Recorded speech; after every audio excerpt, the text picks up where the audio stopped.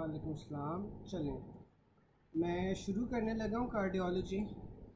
हमारे पास Rafiullah 12th addition है, page number 33 है।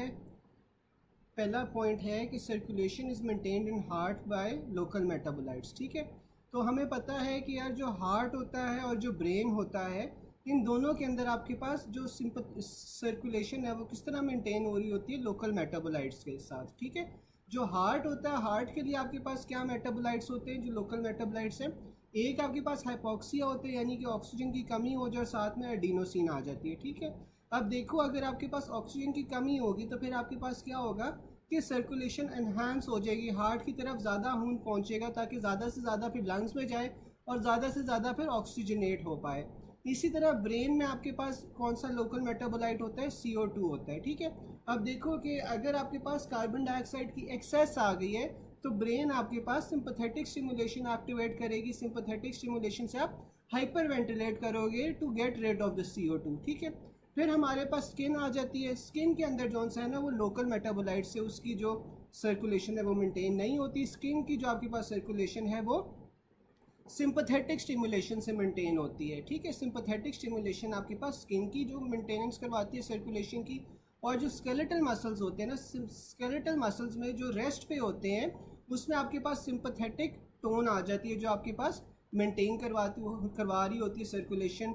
जबकि आपके पास जो एक्सरसाइजिंग मसल्स होते हैं, एक्सरसाइजिंग मसल्स के अंदर आपके पास लोकल मेटाबोलाइट्स आ जाते हैं, जैसे CO2 आ जाता है, हाइड्रोजन आ जाता है, एडिनोसिन, लैक्टेट और पोटेशियम।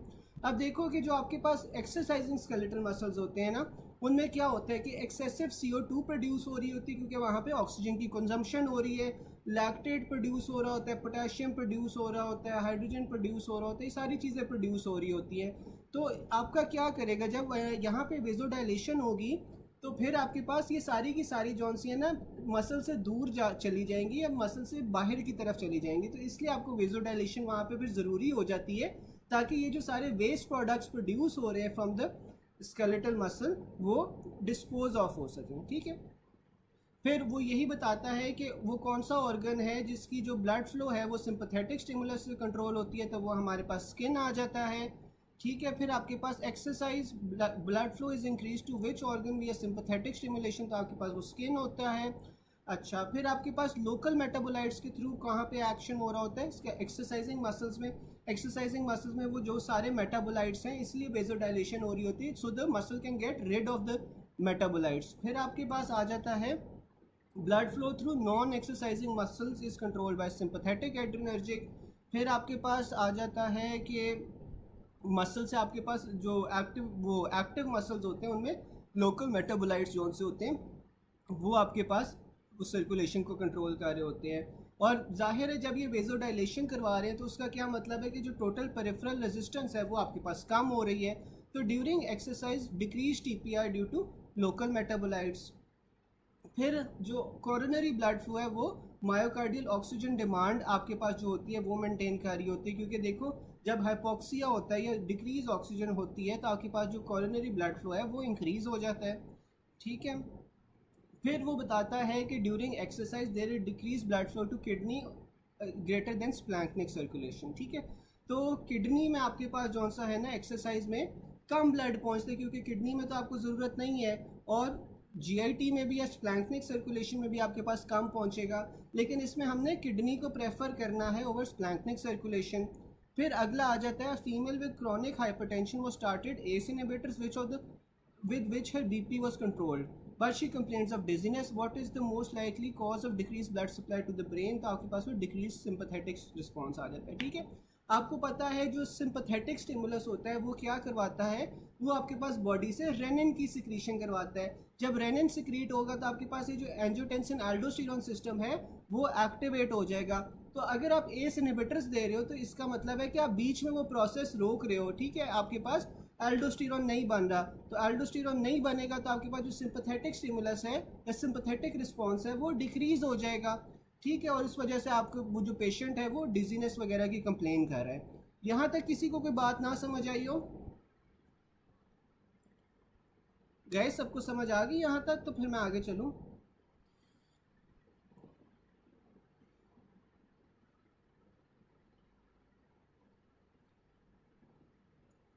चलें, फिर हमारे पास ना हार्ड साउंड्स आ जाती हैं। हार्ड साउंड्स आपके पास जो नॉर्मल हार्ड साउंड्स होती है ना वो S1 और S2 होती हैं, ठीक है। जो S1 है ना वो आपके पास होती है आइसोवॉल्यूमेट्रिक कॉन्ट्रैक्शन में, ठीक है। अब आइसोवॉल्यूमेट्रिक कॉन्ट्रैक्शन के अंदर होगा क्या, अब इसमें ना आपके पास जो ऊपर वाले वाल्व्स हैं यानी कि जो माइट्रल और ट्राइकस्पिड वाल्व्स हैं ना वो भी बंद होते हैं, और जो नीचे वाले वाल्व्स हैं यानी कि जो आयोटिक और पल्मोनरी है ना ये भी बंद होते हैं। अगर ऊपर और नीचे आपके पास वाल्व्स दोनों बंद हैं तो इसका क्या मतलब है कि जो वॉल्यूम है वो आपके पास सेम ही रहेगा ना ब्लड वो हार्ट में, ना तो ब्लड अंदर आ सकता है ना बाहर जा सकता है, इसीलिए आप इसे आइसोवॉल्यूमेट्रिक कहते हो, ठीक है। और आइसोवॉल्यूमेट्रिक कॉन्ट्रैक्शन का क्या मतलब है कि ब्लड आपके पास वेंट्रिकल्स के अंदर ही जमा हुआ है और आपके पास जो वेंट्रिकल्स है ना वो कॉन्ट्रैक्ट कर रहे हैं। तो आइसोवॉल्यूमेट्रिक कॉन्ट्रैक्शन में आपके पास क्या होता है कि वेंट्रिकल्स आर कॉन्ट्रैक्टेड लेकिन जो वॉल्यूम है वो आपके पास सेम रहता है क्योंकि आपके पास ऊपर और नीचे दोनों वाल्व्स बंद हैं, ठीक है। अब आपके पास आ जाता है S2। S2 में आपके पास क्या होता है, आइसोवॉल्यूमेट्रिक रिलैक्सेशन होती है। आइसोवॉल्यूमेट्रिक रिलैक्सेशन कब होती है कि जब आपके पास वेंट्रिकल्स ने सिस्टली से सारा ब्लड निकाल दिया, ठीक है। जब वेंट्रिकल्स ने सिस्टली से सारा ब्लड निकाल दिया उसके बाद जो वेंट्रिकल्स हैं वो रिलैक्स करते हैं, ठीक है। अब जब आइसोवॉल्यूमेट्रिक रिलैक्सेशन भी होती है ना, जब वेंट्रिकल्स अपना सारा का सारा ब्लड पंप आउट कर देते हैं तब भी आपके पास जो सा आयोटिक और पल्मोनरी वाल्व्स तो बंद हो जाएंगे और ऊपर आपके पास ना जो बाइकस्पिड और ट्राइकस्पिड वाल्व्स हैं वो भी बंद हैं। तो इसका मतलब है कि अगेन आपके पास जो वॉल्यूम है ना वो तो ज़्यादा या कम नहीं हो रहा, इसीलिए आइसोवॉल्यूमिक है। और साथ में रिलैक्सेशन यानी कि जो वेंट्रिकल्स हैं वो इस बार रिलैक्सिंग फेज में हैं, ठीक है।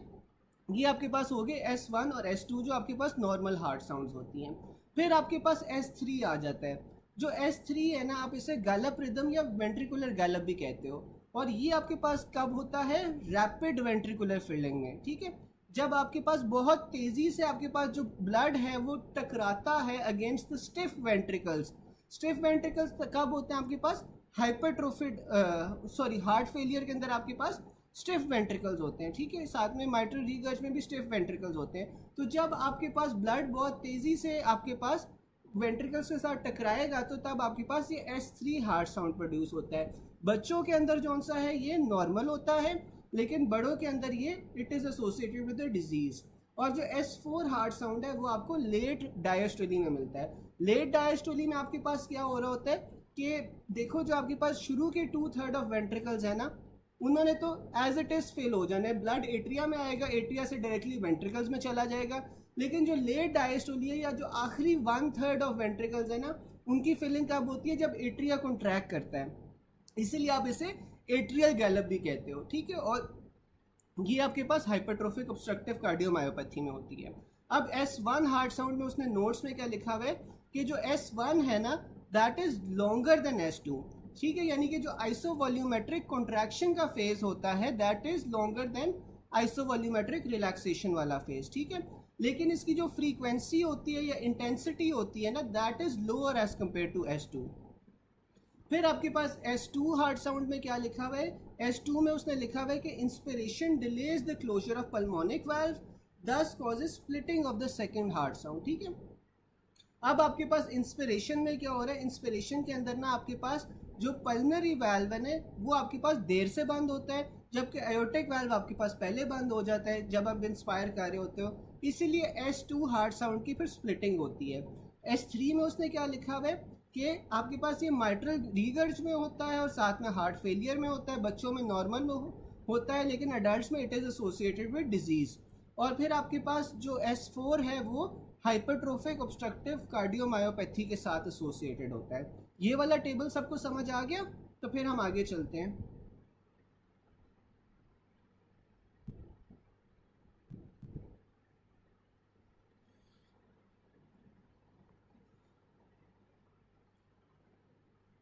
चलो फिर आपके पास ना ये बात आपको पता चल गई थी ना कि जो S1 होता है S1 is louder than the S1 is longer then the S2, लेकिन इसकी जो फ्रीक्वेंसी होती है या इंटेंसिटी होती है वो आपके पास कम होती है, ठीक है।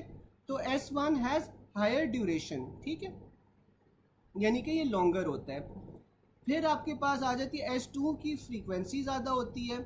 On auscultation first heart sound is variable in atrial fibrillation. तो एट्रियल फिब्रिलेशन में आपके पास क्या हो रहा है कि एट्रिया रिदमिकली कॉन्ट्रैक्ट नहीं कर रहा, तो इस वजह से आपके पास जो फर्स्ट हार्ट साउंड है वो वेरिएबल होगी। और जो सेकंड हार्ट साउंड है वो कैसे इन्हांस होती है, जब आपके पास पल्मोनरी क्लोजर डिले होता है, ठीक है।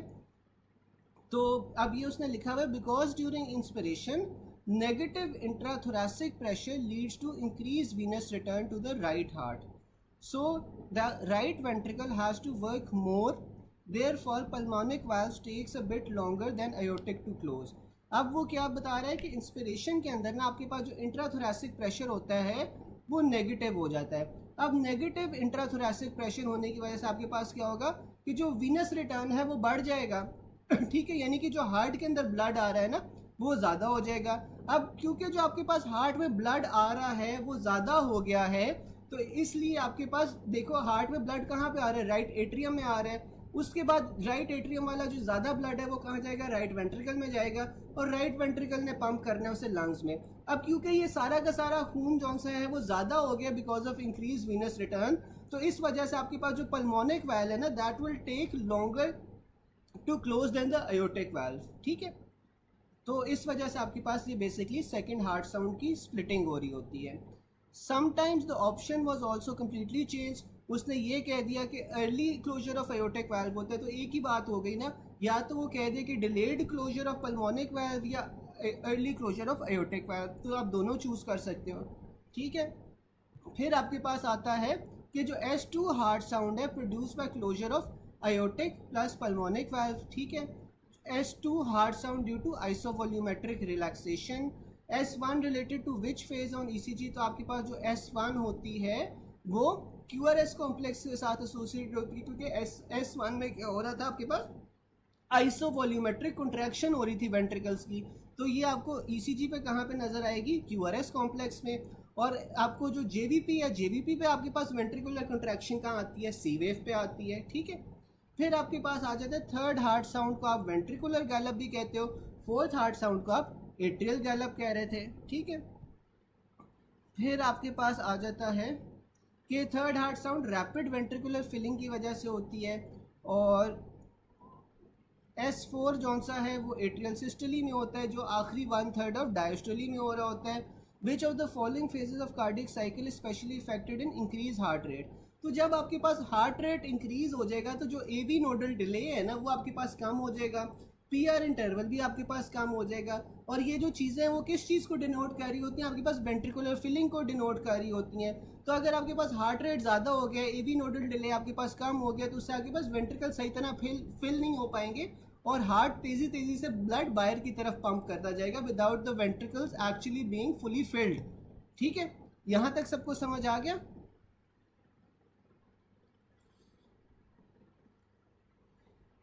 गाइज यहाँ तक समझ आ गया, तो फिर आगे चलते हैं।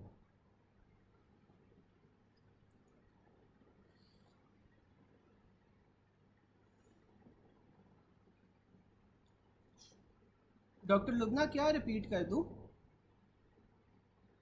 अच्छा, ये मैं रिपीट कर देता हूँ कि देखो अब आपके पास क्या हो रहा है कि हार्ट रेट इंक्रीज हो रहा है। हार्ट रेट अगर इंक्रीज होगा तो आपके पास ना जब ब्लड होता है वो SA नोड से AV नोड पे जाता है, AV नोड पे जाके ना आपके पास जो आपके पास वो आ रही होती है डीपोलराइजेशन वेव, वो थोड़ी देर के लिए रुक जाती है, उससे आप क्या कहते हो, AV नोडल डिले कहते हो।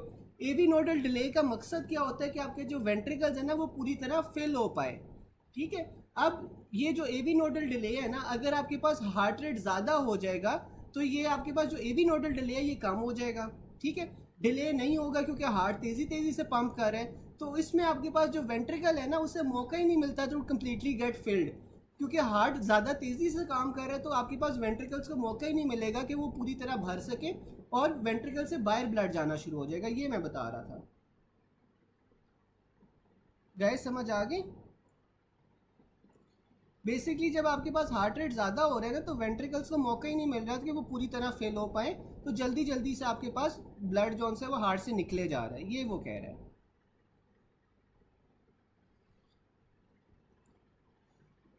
फिर आपके पास अगला पॉइंट आ जाता है, during which one of the following phase of cardiac cycle does ventricle pressure rise but ventricular volume remains constant.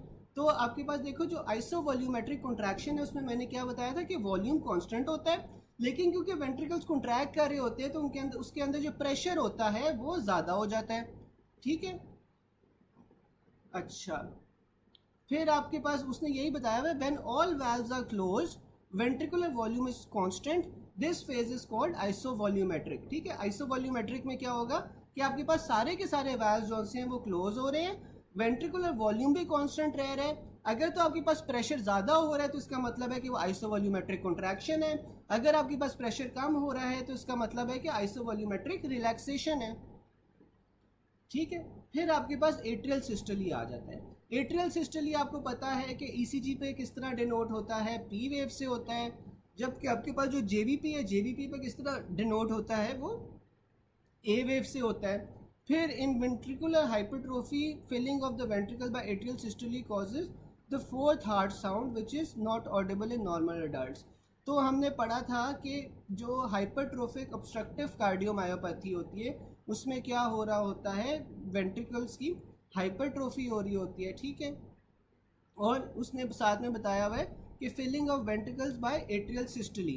तो एट्रियल सिस्टली जो सा था वो आखिरी 1/3 ऑफ डायस्टली में होता है।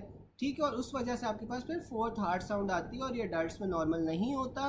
आइसोवॉल्यूमेट्रिक वेंट्रिकुलर कॉन्ट्रैक्शन में क्या होता है, isovolumetric ventricular contraction is the period between mitral valve closing and aortic valve opening. ठीक है, अब इसमें देखो दोनों के दोनों वाल्व जो से ना वो बंद होंगे अभी। ठीक है, आइसोवॉल्यूमेट्रिक कॉन्ट्रैक्शन में क्या हो रहा है कि जो आपके पास माइट्रल वाल्व है वो भी बंद है, आयोटिक वाल्व वो भी बंद है। अब इसमें क्या होगा कि वेंट्रिकल्स के अंदर जो प्रेशर है ना वो इंक्रीज करेगा। जब वेंट्रिकल्स के अंदर जो प्रेशर है वो इंक्रीज कर जाएगा then the pressure in the aorta, तो फिर आपके पास क्या होगा कि वेंट्रिकल जोन से सारा का सारा ब्लड बाहर पंप कर देगा इनटू द आयोटा। कोई मुझे बता सकता है इस फेज को हम क्या कहते हैं, जब आपके पास वेंट्रिकल्स के अंदर प्रेशर ज़्यादा हो जाता है आयोटा के और आयोटा में कम है, और फिर जब वेंट्रिकल्स आपके पास सारा ब्लड इजेक्ट कर देंगे आयोटा के अंदर, तो इस फेज को हम क्या कहेंगे, कोई बता सकते हैं?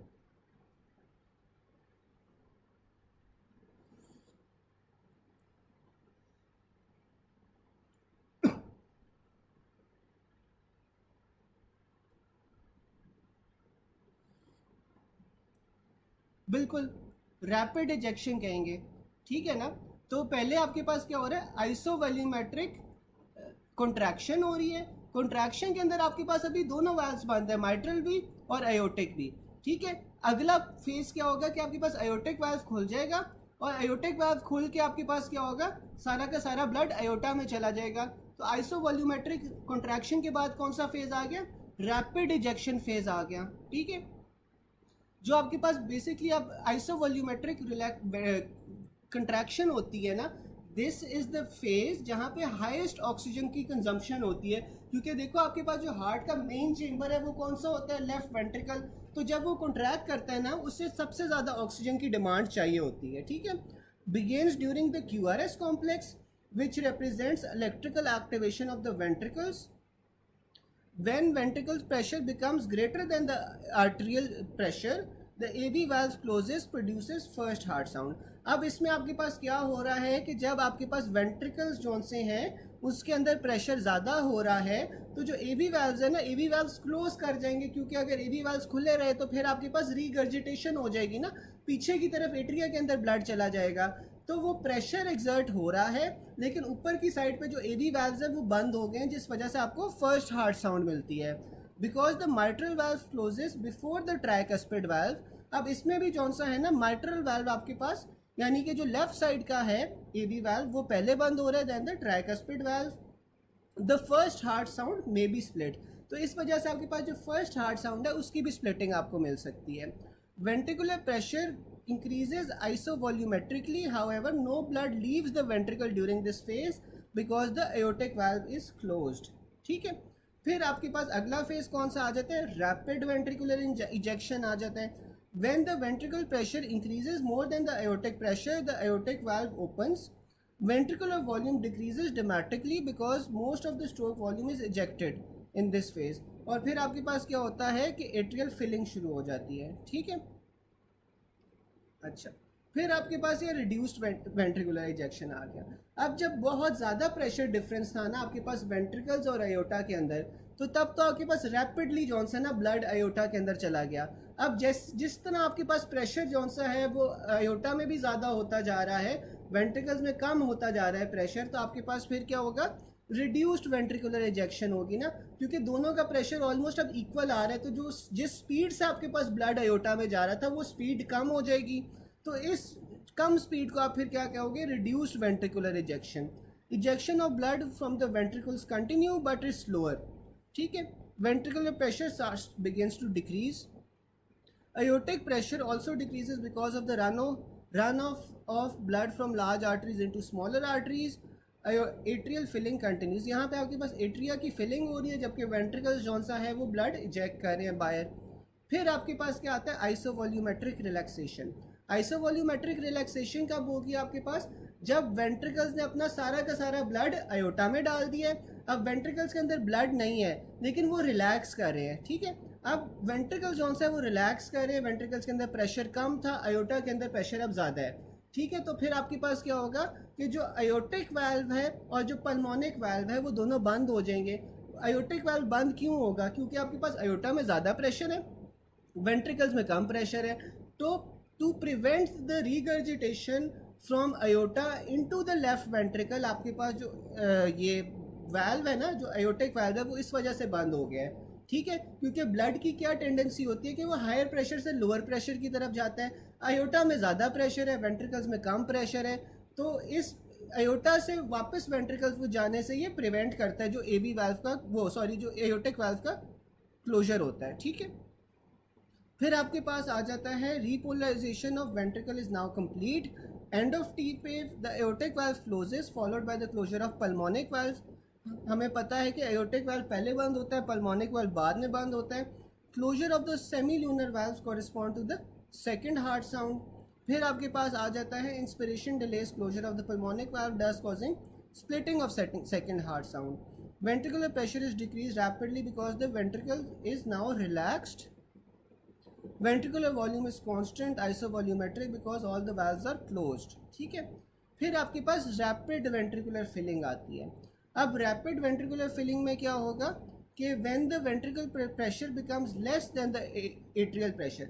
अब देखो एट्रिया के अंदर तो ब्लड आ रहा था लेकिन वेंट्रिकल्स कौन सी स्टेट में थे, आइसोवॉल्यूमेट्रिक रिलैक्सेशन की फेज में थे, इनके अंदर ब्लड नहीं आ रहा था। तो जब एट्रिया के अंदर ब्लड आ रहा है और एट्रिया का जो प्रेशर है वो वेंट्रिकल से ज़्यादा हो गया है, तो फिर आपके पास माइट्रल वाल्व खुल जाएगा। अब जब माइट्रल वाल्व खुलेगा तो फिर आपके पास एट्रिया से डायरेक्टली ब्लड जौन सा है वो वेंट्रिकल्स के अंदर आना शुरू हो जाएगा, और इसी तरह जो आपके पास पहला 2/3 ऑफ वेंट्रिकल्स है ना वो फेल हो जाएगा। ठीक है, aortic pressure continues to decrease because blood continues to run off into smaller arteries, highest aortic pressure in this phase. फिर आपके पास आ जाता है कि rapid flow of blood from atria into ventricles causes the third heart sound. ठीक है, ये बताया था ऊपर, third heart sound normal in children, लेकिन अडल्ट्स में आपके पास ये डिजीज़ के साथ एसोसिएटेड होता है। फिर आपके पास रिड्यूस वेंट्रिकुलर फिलिंग आ जाती है। रिड्यूस वेंट्रिकुलर फिलिंग में क्या होता है, ये आपके पास लॉन्गेस्ट फेज़ होता है। ठीक है, ये जो रिड्यूस वेंट्रिकुलर फिलिंग है ये आपके पास लॉन्गेस्ट फेज़ होगा।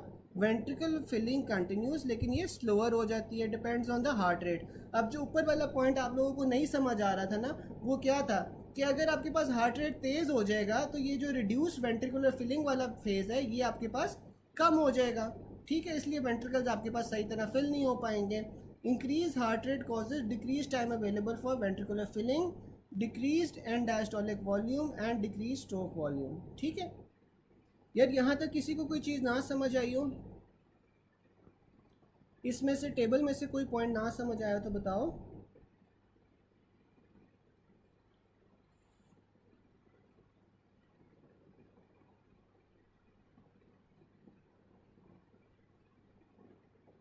हाँ बिल्कुल, आप डॉक्टर जवेरी आप सही कह रहे हो कि जो हाईएस्ट, हाँ जो इसमें ना ये गलत लिखा हुआ है, जो हाईएस्ट आपके पास आयोटिक प्रेशर होता है वो आपके पास रिड्यूस्ड इजेक्शन में होता है। बिल्कुल आप सही कह रहे हो। रिड्यूस्ड इजेक्शन में अब आपके पास क्यों होता है, इसकी क्या वजह है कि देखो कि सबसे पहले आपके पास क्या हुआ, रैपिड इजेक्शन हुई।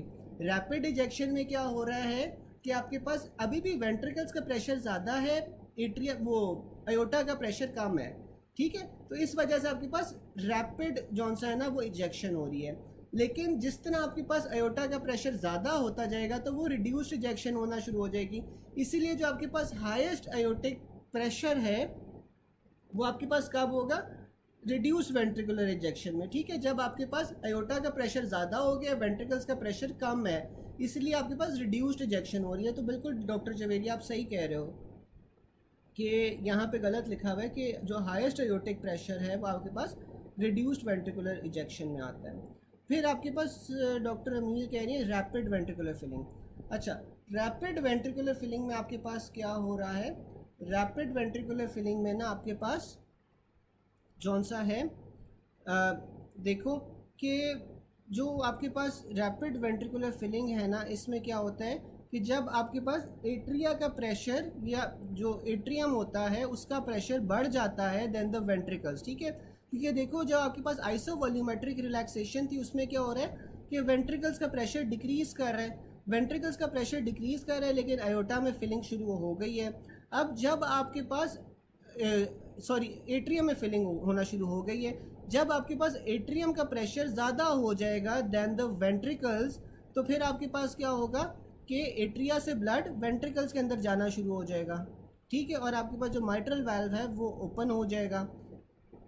इसी तरह आपके पास जो पहला 2/3 होता है ना वेंट्रिकल का वो फिल हो जाता है। फिर जो आखिरी 1/3 है वो आपके पास एट्रियल सिस्टोली से जौन सा है ना वो फेल होता है, यानी कि अयोटा एट्रियम की कॉन्ट्रैक्शन से आपके पास जो आखिरी 1/3 है वो वेंट्रिकल का फेल होगा। डॉक्टर अमील ये वाली बात समझ आई? और बाकियों को यार इस टेबल में से कोई चीज़ ना समझ आई हो?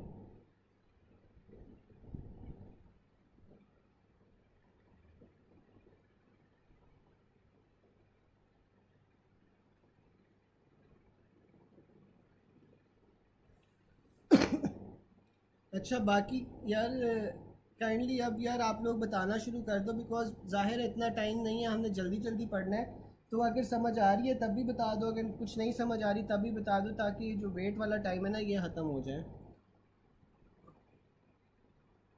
चले, फिर आपके पास ना MCQs आ जाते हैं कि which of the following event occur just before the opening of the aortic valve. तो एयोर्टिक वाल्व की ओपनिंग से पहले आपके पास क्या होता है, बिगिनिंग ऑफ सिस्टोली होती है, ठीक है। Which of the following phase of cardiac cycle is affected by increase heart rate. तो अगर आपके पास हार्ट रेट इंक्रीज हो जाएगा तो आपके पास रिड्यूस्ड वेंट्रिकुलर फिलिंग होगी, ठीक है। फिर आपके पास आ जाता है सेमील्यूनर valves open during which stage of cardiac cycle. तो जो आपके पास सेमील्यूनर वाल्व्स होते हैं वो रैपिड इजेक्शन वाले टाइम के अंदर खुलते हैं, ठीक है ना। क्योंकि रैपिड इजेक्शन में क्या हो रहा होता है, वेंट्रिकल से अयोटा में ब्लड जा रहा होता है। The aortic pressure is highest during which of the following phases of cardiac cycle. तो आपके पास वो स्लो वेंट्रिकुलर इजेक्शन आता है, ठीक है ना। जिस तरह जो डॉक्टर जवेरिया ने बताया था कि जो आपके पास एयोटिक प्रेशर हाईएस्ट होता है वो आपके पास स्लो वेंट्रिकुलर इजेक्शन में होता है। During cardiac cycle recording monitor will show V waves of arterial pressure occurring in isovolumetric relaxation. तो आपके पास जो वी वेव होती है वो क्या चीज़ रिप्रेजेंट करती है, वो आपके पास फिलिंग वाला फेज़ होता है ना, तो इसलिए आपके पास वो आइसोवॉल्यूमेट्रिक रिलैक्सेशन फेज़ होता है। जब आपके पास एट्रिया तो फिल हो रहा होता है, लेकिन आपके पास अभी जौन सा है जो ट्राइकस्पिड वाल्व है या माइट्रल वाल्व है, माइट्रल वाल्व अभी आपके पास बंद है, अयोटा फिल हो रहा है, लेकिन ventricles are in isovolumetric relaxation phase. During cardiac cycle the first heart sound coincides with isovolumetric contraction, ठीक है। और अगला भी यही है आपके पास, ठीक है।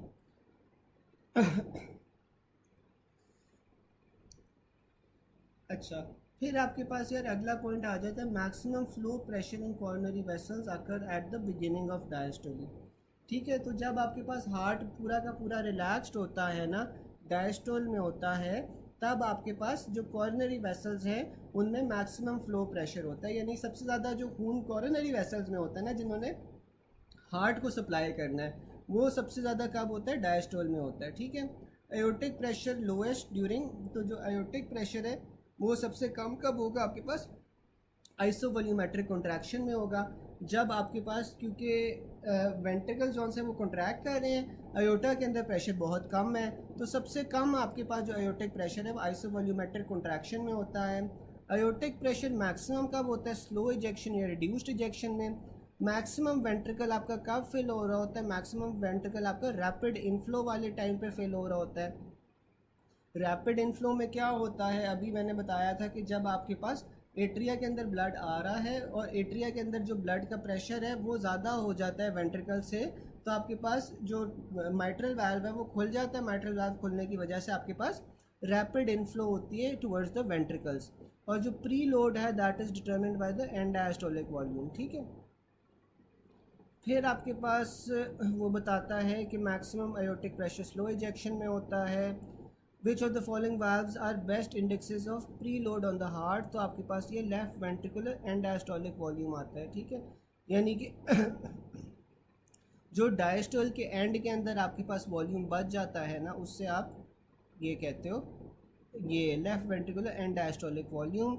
Maximum left ventricle pressure is during the rapid ejection phase. Ventricular filling is highest during first third of diastole, यानी कि 80% फिलिंग होती है इसमें। फिर कॉर्नरी ब्लड फ्लो आपके पास कब मेंटेन होता है? मायोकार्डियल ऑक्सीजन कंजम्पशन या डिमांड से। हमने पढ़ा था जब हाइपोक्सिया होती है तो आपके पास जो मायोकार्डियल जो कॉर्नरी ब्लड फ्लो है ना वो इंक्रीज़ हो जाता है। Maximum left ventricular pressure in young healthy individuals, तो आपके पास जो मैक्सिमम लेफ्ट वेंट्रिकल का प्रेशर होता है वो 120 होता है जो सिस्टोलिक होता है।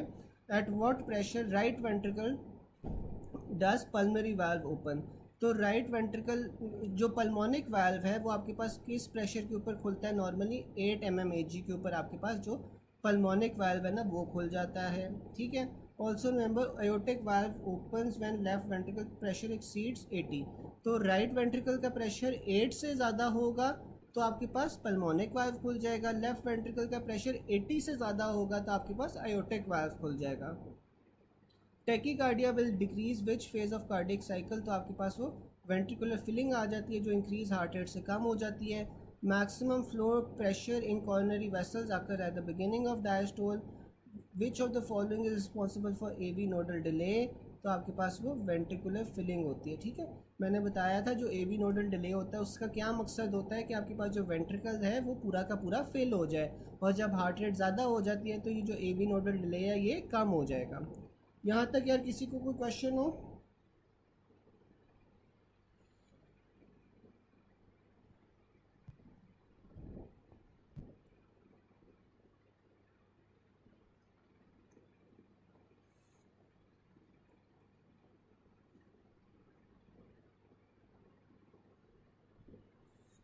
चलो, फिर आपके पास आ जाता है यार कि सिस्टोलिक प्रेशर जो सा है ना, मैक्सिमम सिस्टोलिक प्रेशर आपके पास रीनल आर्टरीज में होता है।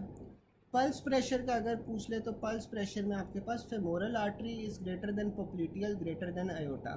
ठीक है, ये जब पल्स लेते हो, पल्स लेने के लिए आपके पास सबसे ज़्यादा पल्स प्रेशर कहाँ पे आता है? फेमोरल आर्टरी पे। फेमोरल के बाद पोप्लिटियल, फिर आयोटा।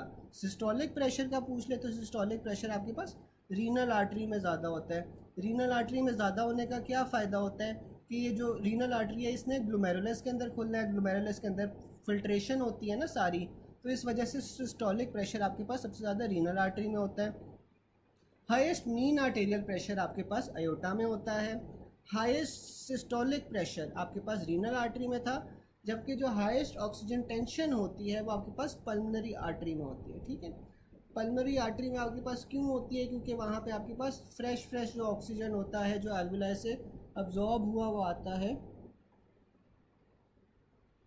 नहीं, इसमें डोर्सालिस पीडिस का मुझे याद नहीं है, शायद था इस तरह का कुछ, आई एम नॉट श्योर, अभी देख लेते हैं। आप मुझे ना ये मीट वाले सेशन में याद करवाना, हम डोर्सालिस पीडिस का देख लेंगे। मुझे आपने कहा है तो याद पड़ता है शायद कुछ था, तो ये हम देख लेंगे। ठीक है, अच्छा, अब यहाँ पे क्या क्या है कि सिस्टोलिक प्रेशर जौन सा है आपके पास रीनल आर्टरी में है। पल्स प्रेशर आपके पास फेमोरल, पोप्लिटियल और फिर आयोटा आ जाता है। मीन आर्टेरियल प्रेशर आपके पास आयोटा में होता है। सिस्टोलिक प्रेशर आपके पास रीनल आर्टरी में होता है। ऑक्सीजन टेंशन आपके पास पल्मोनरी आर्टरी में होती है। अब एट्रियल फिब्रिलेशन में क्या होगा? एट्रियल फिब्रिलेशन में ना आपको पल्स डेफिसिट मिलेगा।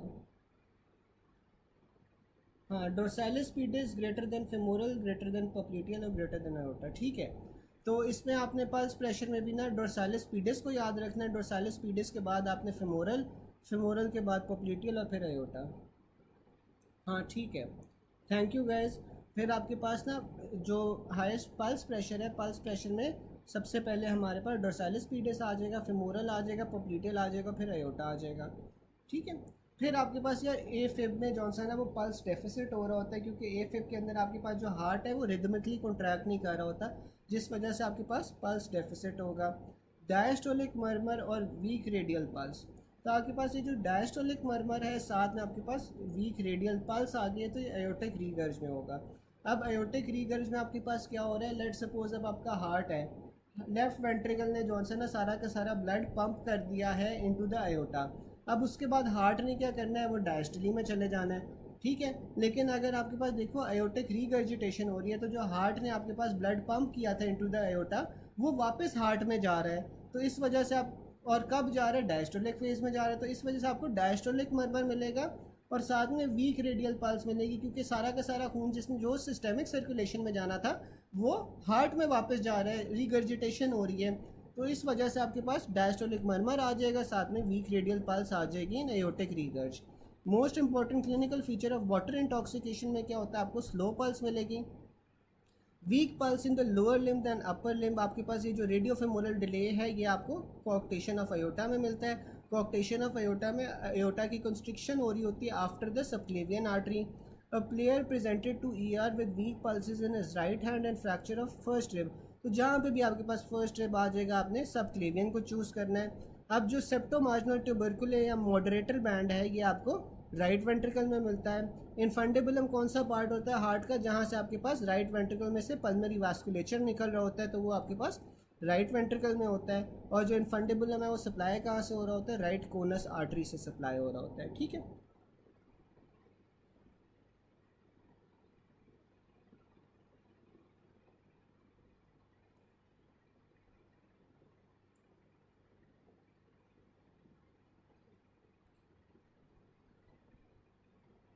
नहीं नहीं, ऑक्सीजन टेंशन पल्मरी आर्टरी ही होगा।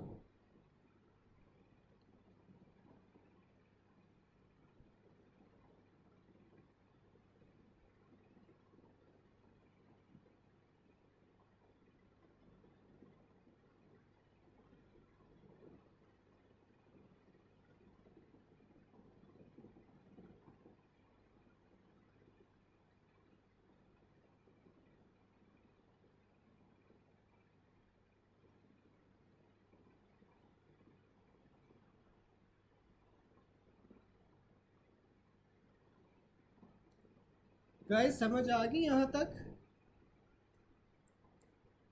गाइस यहाँ तक समझ आ गई।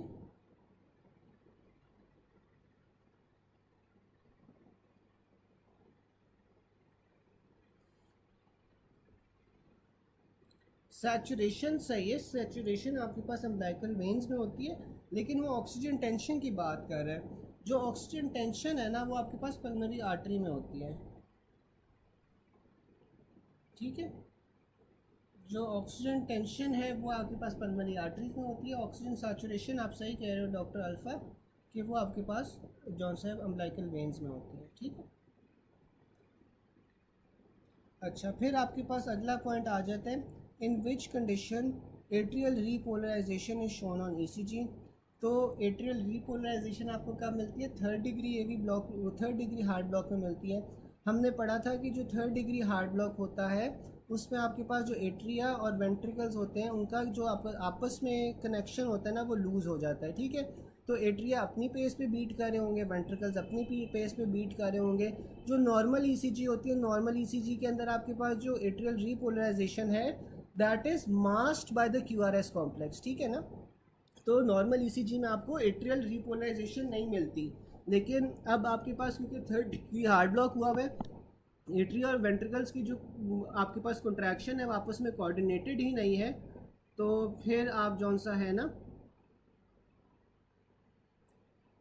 जौन सा है, फिर आपके पास जौन सा, एक सेकेंड मुझे देना,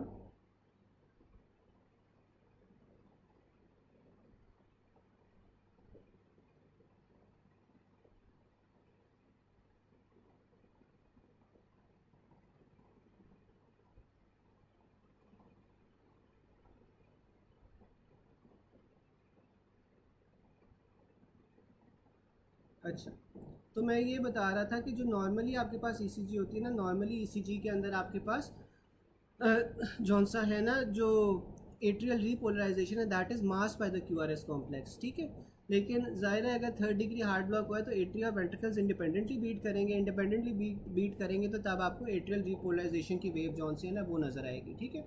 फिर आपके पास आ जाते हैं can be due to other causes too, but in MCQ CPSP यही रेलिवेंट ऑप्शन थी। फिर आपके पास ना ये P wave, PR interval, QRS complex, QT interval, ये सारे आ जाते हैं। पी वेव आपको पता है कि एट्रियल डीपोलराइजेशन की वजह से होती है। जो PR इंटरवल होता है वो आपके पास क्या होता है, interval from the beginning of P wave to the beginning of Q wave, ठीक है। तो जो PR इंटरवल है, PR इंटरवल आपके पास कहाँ से कहाँ तक होता है, बिगिनिंग ऑफ पी वेव से लेकर बिगिनिंग ऑफ क्यू वेव तक, ठीक है।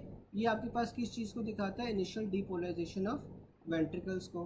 फिर आपके पास QRS कॉम्प्लेक्स आ जाता है। जो QRS कॉम्प्लेक्स होता है वो आपके पास डीपोलराइजेशन ऑफ वेंट्रिकल्स को दिखा रहा होता है, साथ में atrial repolarization is masked by the QRS complex. फिर आपके पास QT इंटरवल आ जाता है। QT इंटरवल में आपके पास क्या हो रहा होता है, is the interval from the beginning of the Q wave to the end of T wave, ठीक है। QT इंटरवल है तो क्यू वेव की शुरू से लेकर आपके पास एंड ऑफ टी वेव तक होता है। फिर आपके पास represents the entire period of depolarization and repolarization of the ventricles. तो इसमें आप देखो कि वेंट्रिकल्स की डीपोलराइजेशन भी हो रही है और साथ में वेंट्रिकल्स की रीपोलराइजेशन भी हो रही है, अगर आप डायग्राम देखो, ठीक है। फिर आपके पास ST सेगमेंट आ जाते हैं। जो ST सेगमेंट है ना वो आपके पास होता है एंड ऑफ S वेव से लेकर बिगिनिंग ऑफ T वेव तक। ये आपके पास वो वाला पीरियड होता है जब आपके पास वेंट्रिकल्स पूरे के पूरे डीपोलराइज हो जाते हैं, ठीक है। इसमें जो QRS कॉम्प्लेक्स है उसमें वेंट्रिकल डीपोलराइजेशन शुरू हो रही होती है या फिर मिड वे में होती है, और जो एंड होती है, कंप्लीट होती है, वो आपके पास वो ST सेगमेंट के अंदर होती है। फिर आपके पास T वेव्स आ जाती हैं। जो T वेव्स होती हैं वो वेंट्रिकुलर रीपोलराइजेशन को रिप्रेजेंट कर रही होती हैं। T वेव्स में आपको टॉल टी वेव्स कब मिलेंगी, हाइपरकलीमिया में मिलेंगी। इन्वर्टेड टी वेव्स कब मिलेंगी, हाइपोकलीमिया, MI और इस्कीमिया में, ठीक है। टॉल टी वेव्स हाइपरकलीमिया में, इन्वर्टेड टी वेव्स आपको हाइपोकलीमिया, MI और इस्कीमिया में मिलती हैं। यू वेव्स आपको हाइपोकलीमिया, ब्रेडिकार्डिया में मिलती है जब आपके पास डिलेड रीपोलराइजेशन हो रही होती है ऑफ द परकंजियस सिस्टम या पेपिलरी मसल्स। तो अगर आपके पास देखो हाइपोकलीमिया आ जाएगा तो हाइपोकलीमिया में एक तो आपको इन्वर्टेड टी वेव्स मिलेंगी, साथ में यू वेव्स भी नज़र आएंगी। और जे वेव्स जौन सी होती हैं वो ऑसबॉर्न वेव्स होती हैं, वो आपको हाइपोथर्मिया में मिलती है जब टेम्परेचर कम हो जाता है, ठीक है। अच्छा गाइज, आप एक सेकंड लो, ये सारे जौन से हैं टेबल पढ़ो और इसमें मुझे बताओ अगर कोई नई चीज़ समझ आ रही तो फिर वो हम एक बार डिस्कस कर लेते हैं।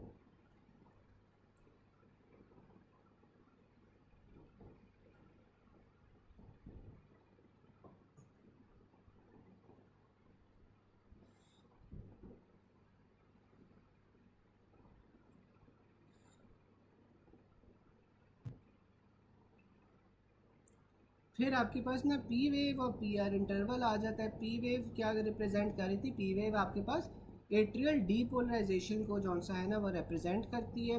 और अगर JVP पे देखो तो JVP में आपके पास ये किस चीज़ के साथ कॉरिस्पॉन्ड करती है, टू द ए वेव, ठीक है। क्योंकि जो ए वेव होती है वो आपके पास JVP पे क्या दिखा रही होती है, एट्रिया की कॉन्ट्रैक्शन दिखा रही होती है। फिर आपके पास जो रिलैक्सेशन ऑफ वेंट्रिकल्स है या वेंट्रिकुलर फिलिंग है वो आपके पास TP सेगमेंट पे होती है, ठीक है। अब हमने पढ़ा था कि जो वेंट्रिकुलर रीपोलराइजेशन है वो बेसिकली आपके पास आइसोवॉल्यूमेट्रिक होती है। उसके बाद आपके पास क्या आता है, वेंट्रिकल्स की फिलिंग आ जाती है। वेंट्रिकल्स की फिलिंग जौन सी है वो TP सेगमेंट, यानी कि टी वेव जब वेंट्रिकल रीपोलराइजेशन हो गई है उसके बाद से लेकर जब आपके पास P वेव बन रही है उसके दरमियान में जो सेगमेंट है वो आपके पास वेंट्रिकल्स की फिलिंग को रिप्रेजेंट करता है। Atrial extra systolic beat on ECG आपके पास क्या होगा, AV नोडल डिले होगा। अगर आपके पास AV नोडल डिले ज़्यादा हो जाता है तो फिर आपको एट्रियल एक्स्ट्रा सिस्टोलिक बीट मिलती है, क्योंकि एट्रिया ने तो अपने पास उसी रेट से कंट्रैक्शन करते रहना है ना। फिर आपके पास PR interval on ECG denotes AV node conduction. अच्छा, मैं पेज आगे कर देता हूँ।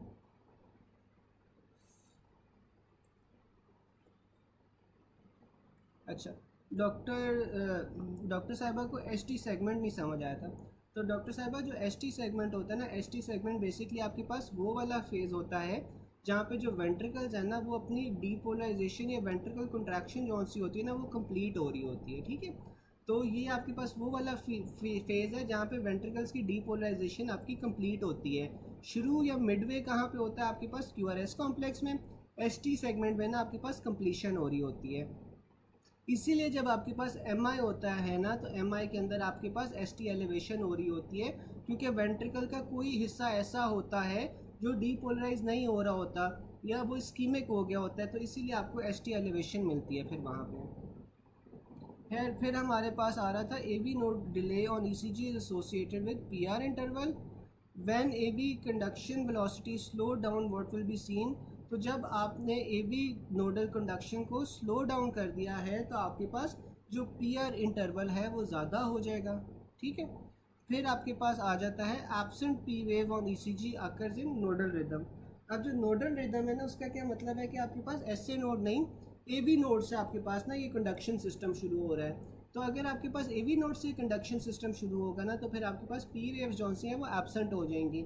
Absent P waves on ECG which one of the following is not shown on ECG. तो आपके पास पी वेव्स किसे इंडिकेट करती हैं, एट्रियल सिस्टोली को। तो अगर आपके पास पी वेव्स नहीं होंगी तो इसका क्या मतलब है कि एट्रियल सिस्टोली नहीं हो रहा।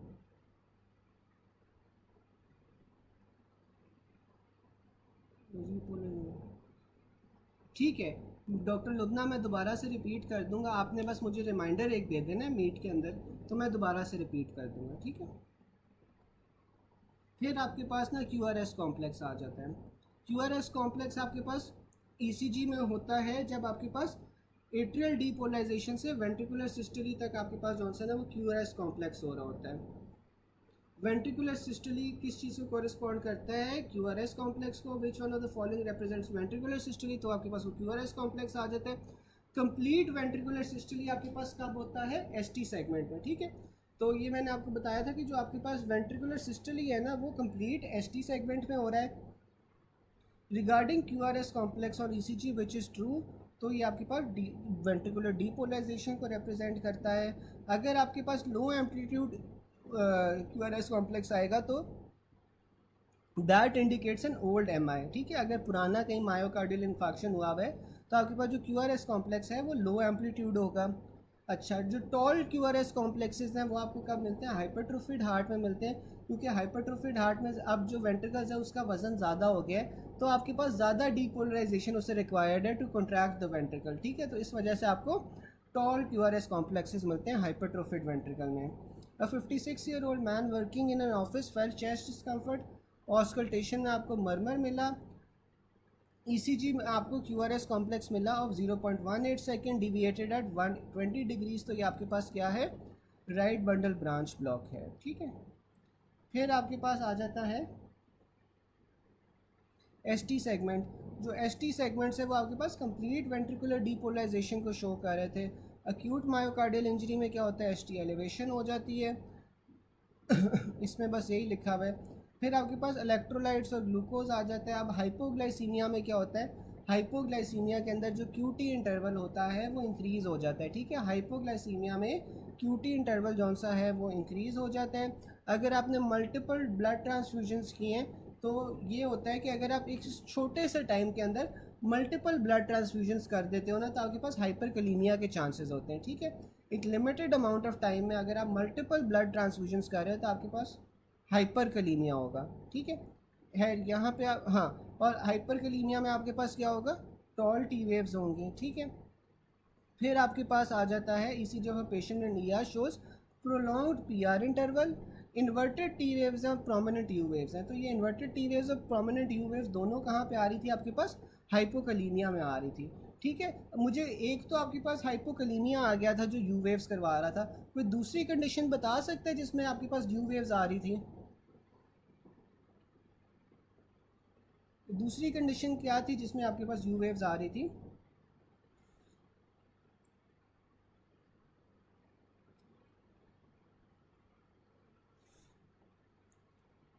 बिल्कुल ब्रेडिकार्डिया, ठीक है। ब्रेडिकार्डिया में भी आपके पास यू वेव्स आती हैं, ठीक है।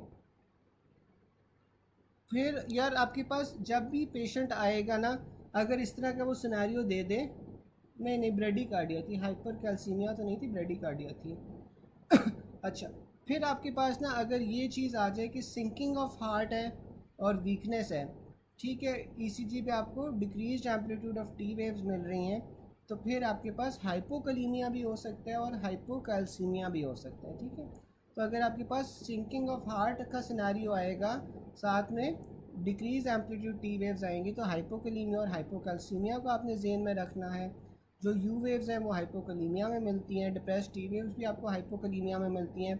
अगर आप पोटेशियम स्पेयरिंग डायूरेटिक्स दे रहे हो तो इसका क्या मतलब है कि पोटेशियम की क्वांटिटी जो सी है ब्लड में ज़्यादा हो रही है, हाइपरकलीमिया हो रहा है, तो इसमें आपको टॉल टी वेव्स मिलेंगी।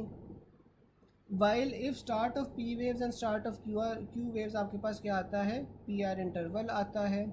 फिर according to E C G recording is during, तो जो आपके पास ई सी जी की रिकॉर्डिंग होती है वो कब होती है, जब हार्ट आपके पास पार्शली डीपोलराइज या पार्टली रीपोलराइजेशन में होती है, ठीक है, इसमें आपको ई सी जी मिलती है।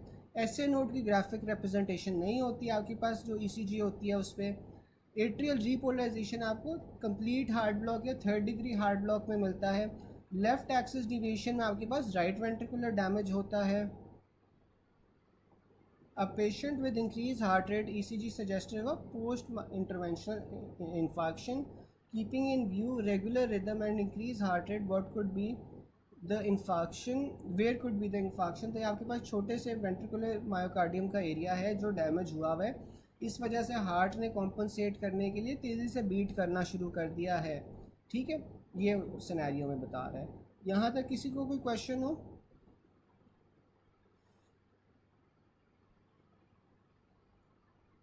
वो अब आगे आएगा डॉक्टर जोया, तो मैं एक्सप्लेन कर दूंगा, वो अभी आगे आएगा ना, जो एंडोकार्डियम एपिकार्डियम वाला आगे आएगा तो वो एक्सप्लेन हो जाएगा। यहाँ तक जो हमने पढ़ा है उसमें कोई क्वेश्चन हो?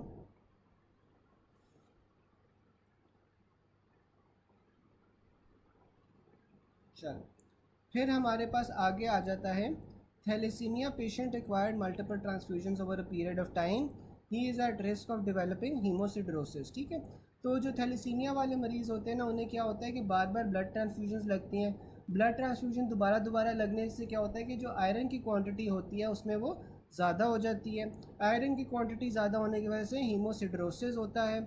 अगर आपके पास मैसिव ट्रांसफ्यूजन्स होंगी तो उसमें क्या होता है, हाइपोकलीमिया होता है, ठीक है।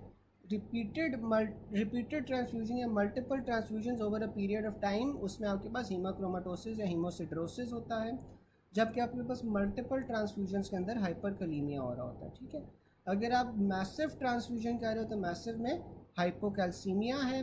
Repeated transfusion over a period of time अगर हो रही हैं तो हीमोक्रोमेटोसिस या हीमोसिडरोसिस है। अगर मल्टीपल ट्रांसफ्यूजन हो रही हैं in a short duration of time तो फिर आपके पास हाइपरकलीमिया आ जाता है। एपी टू एंडोकार्डियम की presentation on ECG. Doctor Zoya, आप यही पूछना चाह रहे हो कि एपीकार्डियम और एंडोकार्डियम में जो S A node A B node conduction system पड़ा होता है उसका पूछना चाह रहे हो? तो वो तो आगे आएगा ना अभी। अगर मिस हो जाता है ना तो फिर आप मेरे से मीट वाले सेशन के अंदर पूछ लेना, मुझे अभी एग्जैक्टली समझ नहीं आ रहा कि आप पूछना क्या चाह रहे हो, ठीक है।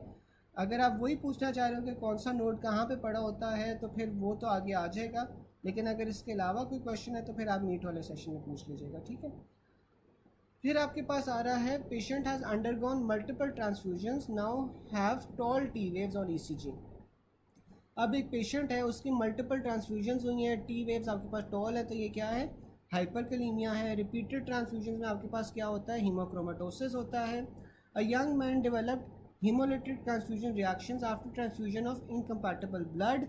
Free hemoglobin liberated due to hemolysis would start excreting in the urine after a plasma protein becomes saturated with free hemoglobin. तो ये आपके पास क्या होगी, हेप्टोग्लोबिन होती है, ठीक है। अगर आपके पास रिपीटेड ब्लड ट्रांसफ्यूजन हो रही है उसके अंदर फिर आपके पास क्या होता है, हीमोलिटिक एनीमिया हो जाता है। तो हेमोलिसिस के अंदर आपके पास जो फ्री हीमोग्लोबिन है ना वो लिबरेट हो रही होती है, और वो यूरिन के अंदर कब आती है, जब आपके पास जो प्लाज्मा प्रोटीन्स होती हैं वो सैचुरेट हो जाती हैं विद फ्री हीमोग्लोबिन, वो और ज़्यादा फ्री हीमोग्लोबिन को नहीं अब्जॉर्ब कर पाती, तो आपके पास वो यूरिन के अंदर निकलना शुरू हो जाती हैं, ठीक है। इसमें जो प्लाज्मा प्रोटीन होती है जो हीमोग्लोबिन के साथ बाइंड कर रही होती है उसे आप हेप्टोग्लोबिन कहते हो, ठीक है। A 22-year-old woman has congenital anemia that has required multiple transfusions of RBCs for many years. On physical examination, she has now no significant finding. However, liver function test showed reduced serum albumin. Which of the following findings would be most likely appear in the liver? तो liver के अंदर आपके पास ना हीमोसिड्रेन हो जाती है, ठीक है। अगर आपके पास आयरन ज़्यादा हो जाए तो लिवर के अंदर आपके पास जो हीमोसिड्रेन होती है उसकी क्वांटिटी आपके पास ज़्यादा होना शुरू हो जाती है, ठीक है। फिर आपके पास जौन सा है ना जेवीपी आ जाता है। जेवीपी के अंदर आपके पास क्या हो रहा है? जेवीपी के अंदर आपके पास सबसे पहले ए वेव आ जाती है। जो ए वेव होती है वो एट्रियल कंट्रैक्शन को रिप्रेजेंट कर रही होती है, ये हम लोगों को पता है। और अब एट्रियल कंट्रैक्शन आपके पास एट्रियल फिब्रिलेशन के अंदर सही तरह नहीं हो पाती, इस वजह से आपके पास एब्सेंट ए वेव्स होंगी। फिर आपके पास सी वेव आ जाती है। जो सी वेव होती है वो राइट वेंट्रिकुलर कंट्रैक्शन को जौन सा रिप्रेजेंट कर रही होती है।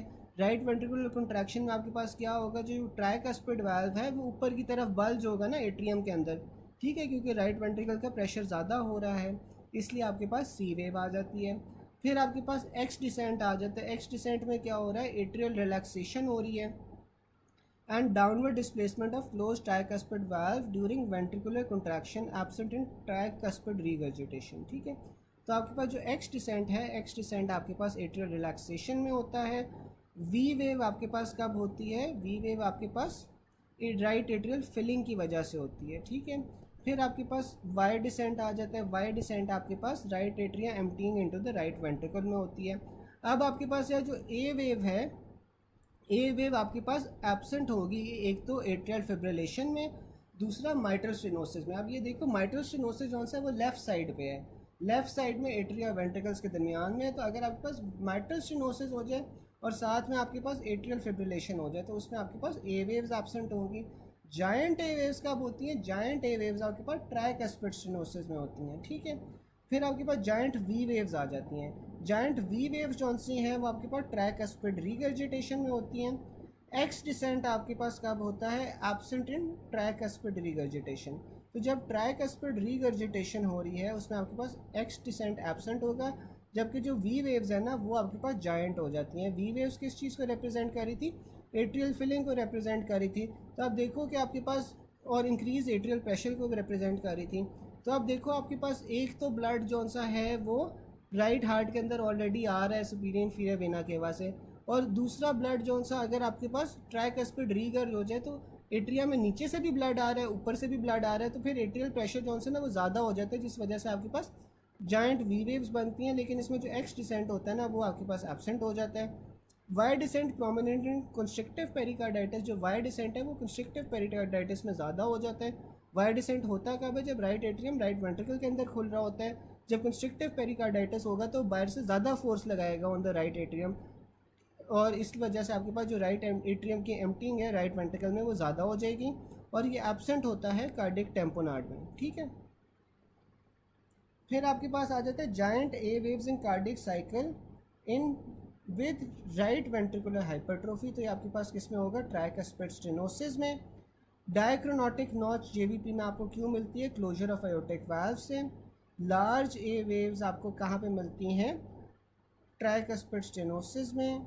फिर आपके पास आ जाती है C wave shows closure of tricuspid valve, which JVP wave will be absent in mitral stenosis. तो आपके पास वो ए वेव होगी। फिर आपके पास आ जाता है C wave occur during right ventricular contraction. V wave represents nearly isovolumetric relaxation, ठीक है। अब देखो वी वेव में आपके पास क्या हो रहा है कि राइट एट्रिया की तो फिलिंग हो रही है, लेकिन जो वेंट्रिकल्स हैं वो आपके पास आइसोवॉल्यूमेट्रिक रिलैक्सेशन में होते हैं। During inspiration JVP drops due to increase venous return, ठीक है। इंस्पिरेशन में आपके पास क्या होता है? वीनस रिटर्न ज़्यादा हो जाता है, जिस वजह से जेवीपी जौन सी है वो ड्रॉप कर जाती है। Increase JVP due to increase in resistance, ठीक है। तो जब आपके पास हार्ट के अंदर ब्लड नहीं जा रहा होगा तो पीछे की तरफ जगुलर वेन के अंदर आपके पास जो ब्लड है वो अक्यूमुलेट होना शुरू हो जाएगा। अक्यूमुलेट होगा तो आपके पास जेवीपी ज़्यादा हो जाएगी। अगर आपके पास वीनस रिटर्न ज़्यादा हो गया तो इसका मतलब है कि हार्ट के अंदर ब्लड ज़्यादा जा रहा है। जब हार्ट के अंदर ज़्यादा ब्लड जाएगा तो इसका मतलब है कि फिर आपके पास जो जेवीपी है वो डिक्रीज़ कर जाएगी। यहाँ तक सबको समझ आ गया?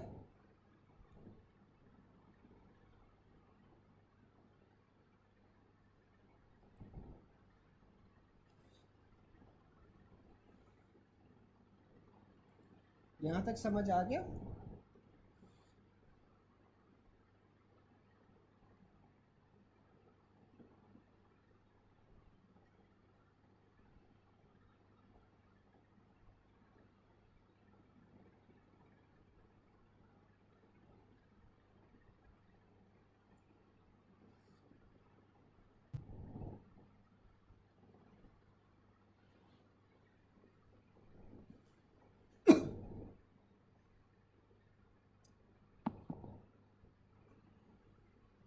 चलें, फिर आपके पास ना अगला पॉइंट आ जाता है कि एट्रियल फिब्रिलेशन के अंदर क्या होता है।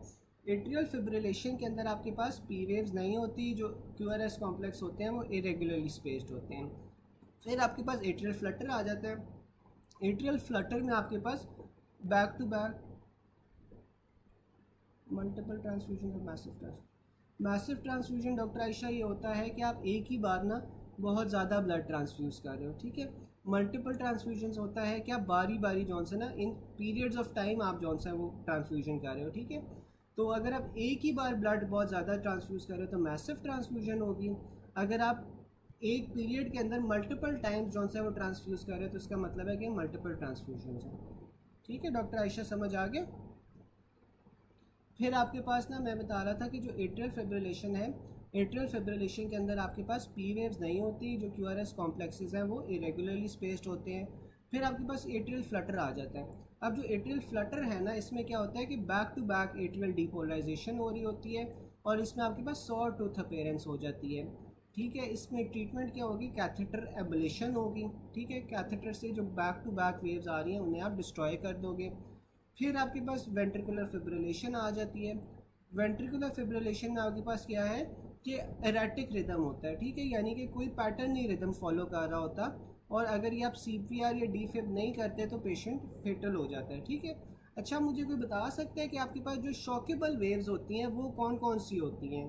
दो तरह की आपके पास वेव्स होती हैं जो शॉकेबल होती हैं, वो मुझे बता सकते हैं कि कौन सी होती हैं?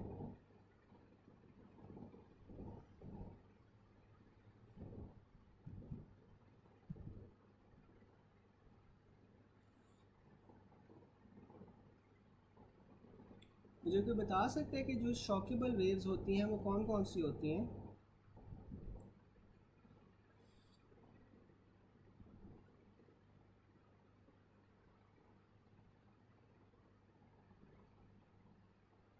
ए फेब और वी फेब। कोई और बता सकता है कि शॉकेबल वेव्स कौन सी होती हैं?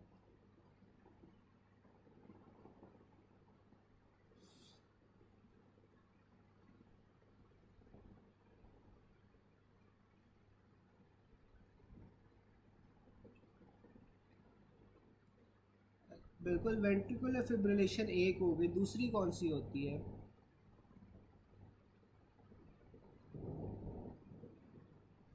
अच्छा, ये आज आप लोगों का टास्क है, आप लोगों ने ढूंढना है कि आपके पास जो शॉकेबल वेव्स होती है ना वो कौन कौन सी होती हैं। हाँ, एसवीटी होती है और वेंट्रिकुलर फिब्रिलेशन होती है। जी जी बिल्कुल, शॉकेबल वेव्स आपने ना आज ये देखना है कि शॉकेबल वेव्स कौन सी होती है ना, जिन वो ऐसी वेव्स जिन पे आप शॉक दे सकते हो और उससे वो आपके पास वेव्स करेक्ट हो जाएंगी, वो कौन सी होती हैं, ठीक है। ये अब आप लोगों का टास्क है, आप लोगों ने बताना है कि दो वेव्स कौन सी होती हैं। फिर आपके पास ना फर्स्ट डिग्री हार्ट ब्लॉक आ जाता है। जो फर्स्ट डिग्री हार्ट ब्लॉक होता है, इसमें आपके पास क्या होता है कि जो पी आर इंटरवल है ना वो 200 से ज़्यादा हो जाता है, ठीक है। फर्स्ट डिग्री हार्ट ब्लॉक में आपके पास जो पी आर इंटरवल है वो 200 से ज़्यादा हो जाएगा। अब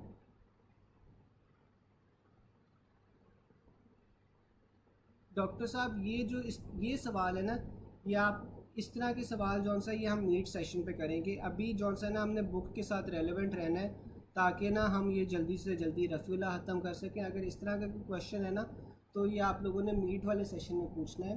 ये कि डीसी कार्डियो वर्जन में और डीफिब्रिलेशन में फ़र्क होता है, ये आपको ना मैं मीट वाले सेशन में बताऊँगा, आपने मुझे बस रिमाइंड करवा देना, ठीक है। अच्छा, फिर आपके पास ना यार फर्स्ट डिग्री हार्ट ब्लॉक होता है। फर्स्ट डिग्री हार्ट ब्लॉक में ना क्या होता है कि जो पी आर इंटरवल है वो 200 से ज़्यादा हो जाता है, ठीक है। अब फर्स्ट डिग्री हार्ट ब्लॉक में आपके पास क्या हो रहा है? फर्स्ट डिग्री हार्ट ब्लॉक में मैंने आपको बताया था कि 3 फैसिकल्स होते हैं जो आपके पास ट्रांसमिट कर रहे होते हैं एट्रिया से वेंट्रिकल्स के अंदर। कौन कौन से होते हैं? एक राइट होता है, लेफ्ट में इंटीरियर और पोस्टीरियर आ जाते हैं, ठीक है। अब अगर तीनों में से कोई एक ब्लॉक हो जाएगा ना तो उसमें उसको आप फर्स्ट डिग्री हार्ट ब्लॉक कहोगे। फर्स्ट डिग्री हार्ट ब्लॉक में जो पीआर इंटरवल होता है वो 200 से ज़्यादा हो जाता है, यानी कि जो टाइम लग रहा है एट्रिया से वेंट्रिकल्स में ब्लड जाने में वो इंक्रीज़ हो गया है। सेकेंड डिग्री हार्ट ब्लॉक में क्या होगा, सेकेंड डिग्री हार्ट ब्लॉक में अब जो 3 फैसिकल्स थे ना, 3 में से कोई 2 ब्लॉक हो जाएंगे, ठीक है। फिर आपके पास इसमें क्या होता है कि ड्रॉप बीट्स आना शुरू हो जाती हैं, ठीक है, कि जितनी बार एट्रिया कॉन्ट्रैक्ट कर रहा है वेंट्रिकल उतनी बार कॉन्ट्रैक्ट नहीं करेगा, बीच में कहीं ना कहीं ड्रॉप बीट आ जाएगी, ठीक है, यानी कि एट्रिया ने एक्स्ट्रा कॉन्ट्रैक्ट कर लिया, वेंट्रिकल वो सारी की सारी कॉन्ट्रैक्शन ट्रांसमिट नहीं हुई। अब इसमें आपके पास 2 टाइप्स आ जाती हैं, मोबिट्स टाइप 1 आ जाता है, मोबिट्स टाइप 2 आ जाता है। अब जो मोबिट्स टाइप 1 है ना, उसमें क्या होता है कि प्रोग्रेसिव लेंथनिंग होती है of PR interval until a drop beat occurs, ठीक है। तो जो आपके पास मोबिट्स टाइप 1 है इसमें प्रोग्रेसिव लेंथनिंग होगी पीआर इंटरवल की जब तक आपके पास एक ड्रॉप बीट नहीं आती, जबकि मोबिट्स टाइप 2 में पीआर इंटरवल जो सा है वो सेम रहता है और आपके पास ड्रॉप बीट आती है। और जो मोबिट्स टाइप 2 है उसमें आपके पास वो थर्ड डिग्री हार्ट ब्लॉक में जो सा है जा सकता है, और जो थर्ड डिग्री हार्ट ब्लॉक होगा उसमें आपके पास जो तीनों के तीनों फैसिकल्स हैं वो ब्लॉक हो जाते हैं, और जो एट्रिया और वेंट्रिकल्स हैं वो इंडिपेंडेंटली बीट कर रहे होते हैं। इसी वजह से जो आपके पास एट्रियल रीपोलराइजेशन है ना, आपको atrial repolarisation third degree heart block के अंदर मिलती है, ठीक है। इसमें आपको कैनन ए वेव्स भी मिलेंगी, ठीक है। कैनन ए वेव्स क्यों मिलती हैं, क्योंकि आपके पास एट्रियल जो सा रेट है वो वेंट्रिकुलर रेट से ज़्यादा होता है, तो इस वजह से आपको फिर कैनन ए वेव्स भी मिलेंगी, ठीक है। अगर आपके पास लार्ज ए वेव्स और कैनन ए वेव्स में ना दोनों में फ़र्क है, जो कैनन ए वेव्स हैं वो आपको थर्ड डिग्री हार्ट ब्लॉक में मिलती हैं, ठीक है। फिर आपके पास वुल्फ पार्किंसन वाइट सिंड्रोम आ जाता है। जो वुल्फ पार्किंसन वाइट सिंड्रोम होता है ना, इसमें क्या होता है कि एक एसेसरी पाथवे बन जाता है between the atria and the ventricles. Normally क्या होता है कि एट्रिया से आपके पास वेंट्रिकल में जाने से पहले एवी नोडल डिले होता है जहाँ पे वेंट्रिकुलर फिलिंग हो रही होती है, लेकिन वुल्फ पार्किंसन वाइट सिंड्रोम में आपके पास एक एसेसरी पाथवे बन जाता है जिसमें कोई डिले नहीं होता, वो डायरेक्टली एट्रिया से वेंट्रिकल्स में चला जाता है, जो डिपोलराइजेशन वेव होती है, ठीक है।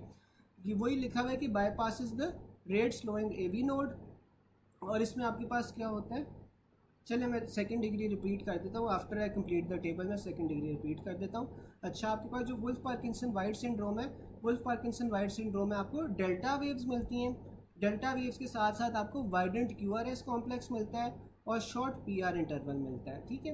क्योंकि देखो अब इसमें पीआर इंटरवल तो नहीं हुआ ना, क्योंकि आपके पास एक एसेसरी पाथवे बन गया जहाँ से एट्रिया डायरेक्टली वेंट्रिकल्स के अंदर डीपोलराइजेशन वेव जा रही है, ठीक है। तो इसलिए आपके पास जो पीआर इंटरवल वो छोटा हो गया, क्यूआरएस कॉम्प्लेक्स वाइड हो गया और आपके पास डेल्टा वेव्स आ रही है वुल्फ पार्किंसन में। बायोफैसिकुलर ब्लॉक में क्या होता है, बायोफैसिकुलर मैंने बताया था कि राइट बंडल ब्रांच ब्लॉक होता है और साथ में लेफ्ट बंडल हेमी ब्लॉक होता है, ठीक है ना। तो इसमें क्या हो रहा है कि राइट बंडल ब्रांच तो ब्लॉक हो रही है, साथ में लेफ्ट की या तो इंटीरियर डिवीजन ब्लॉक हो सकती है या पोस्टीरियर डिवीजन ब्लॉक हो सकती है, manifest as an axis deviation, example left axis deviation in left anterior hemi block. तो अब ये देखो कि अगर आपके पास राइट बंडल ब्रांच ब्लॉक है साथ में लेफ्ट इंटीरियर हेमी ब्लॉक है, तो आपके पास क्या होगा, लेफ्ट एक्सिस की तरफ डिविएट कर जाएगा। अच्छा, साथ में अगर मुझे कोई बता सकता है कि राइट बंडल ब्रांच ब्लॉक है, साथ में आपके पास लेफ्ट पोस्टीरियर वाला जौन सा है वो हेमी ब्लॉक है, तो फिर हार्ट किस तरफ डिविएट करेगा, कोई मुझे बता सकता है?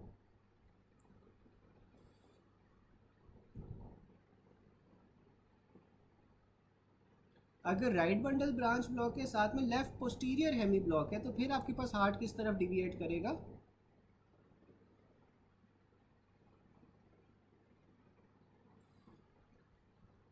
बिल्कुल राइट साइड पे फिर डिविएट कर जाएगा। नहीं नहीं, राइट साइड पे डिविएट करेगा ना।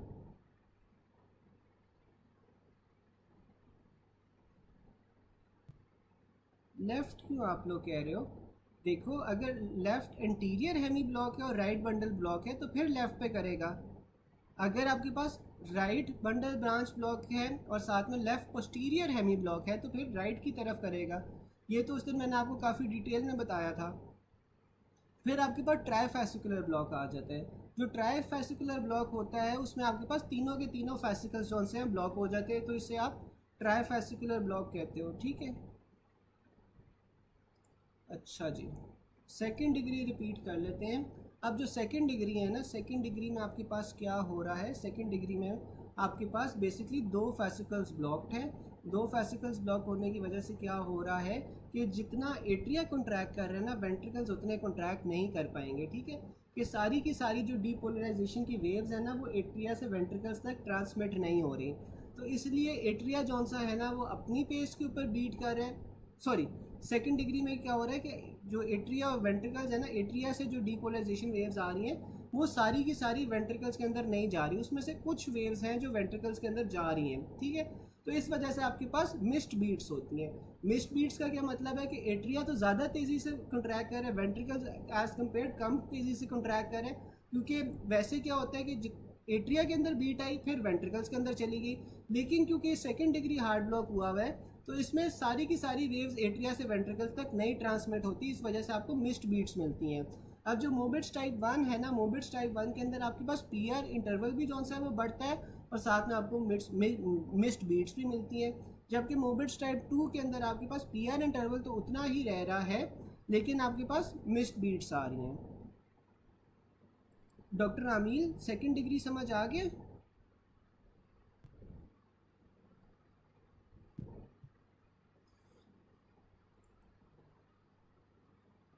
डॉक्टर आमील, सेकेंड डिग्री समझ आ गया?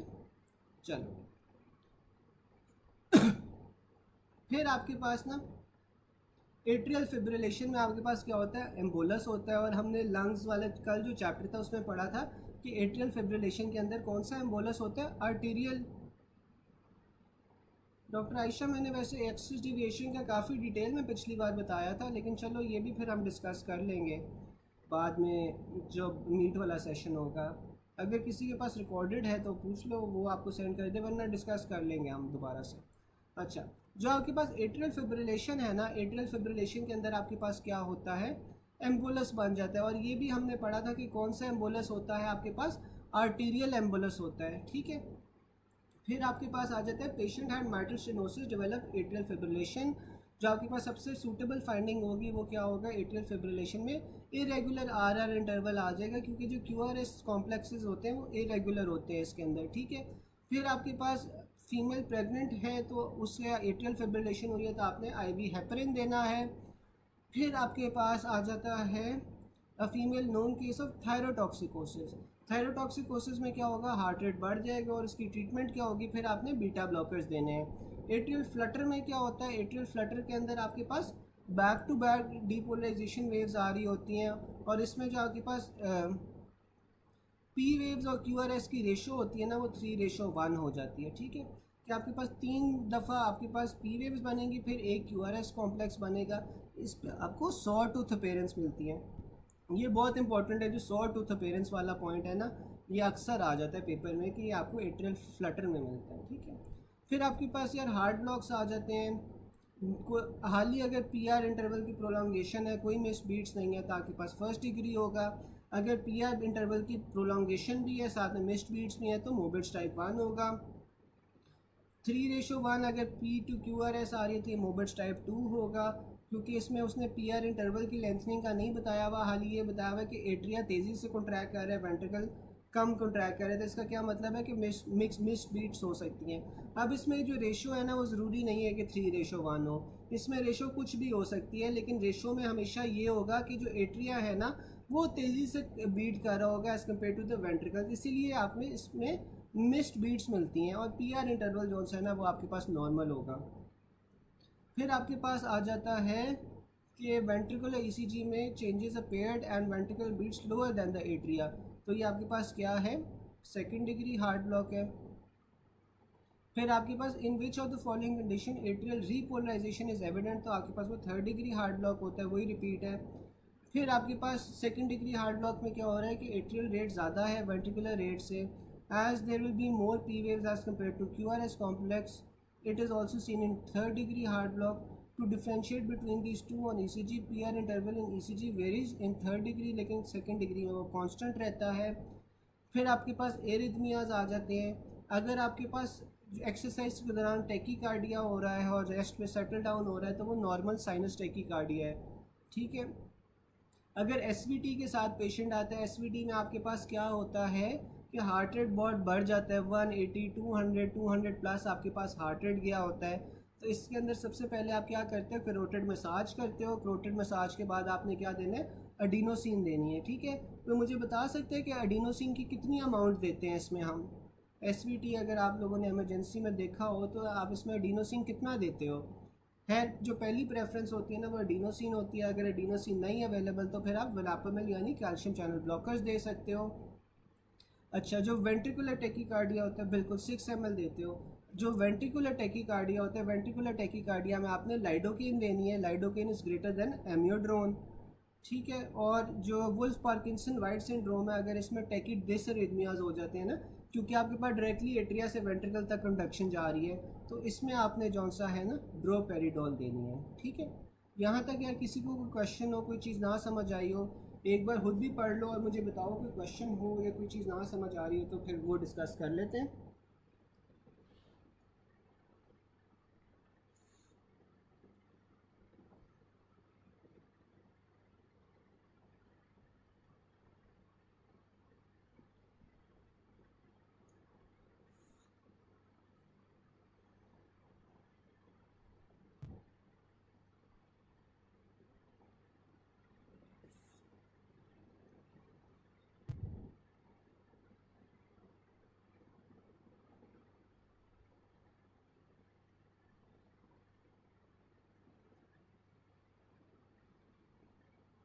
और किसी को कोई चीज़ ना समझ आई हो।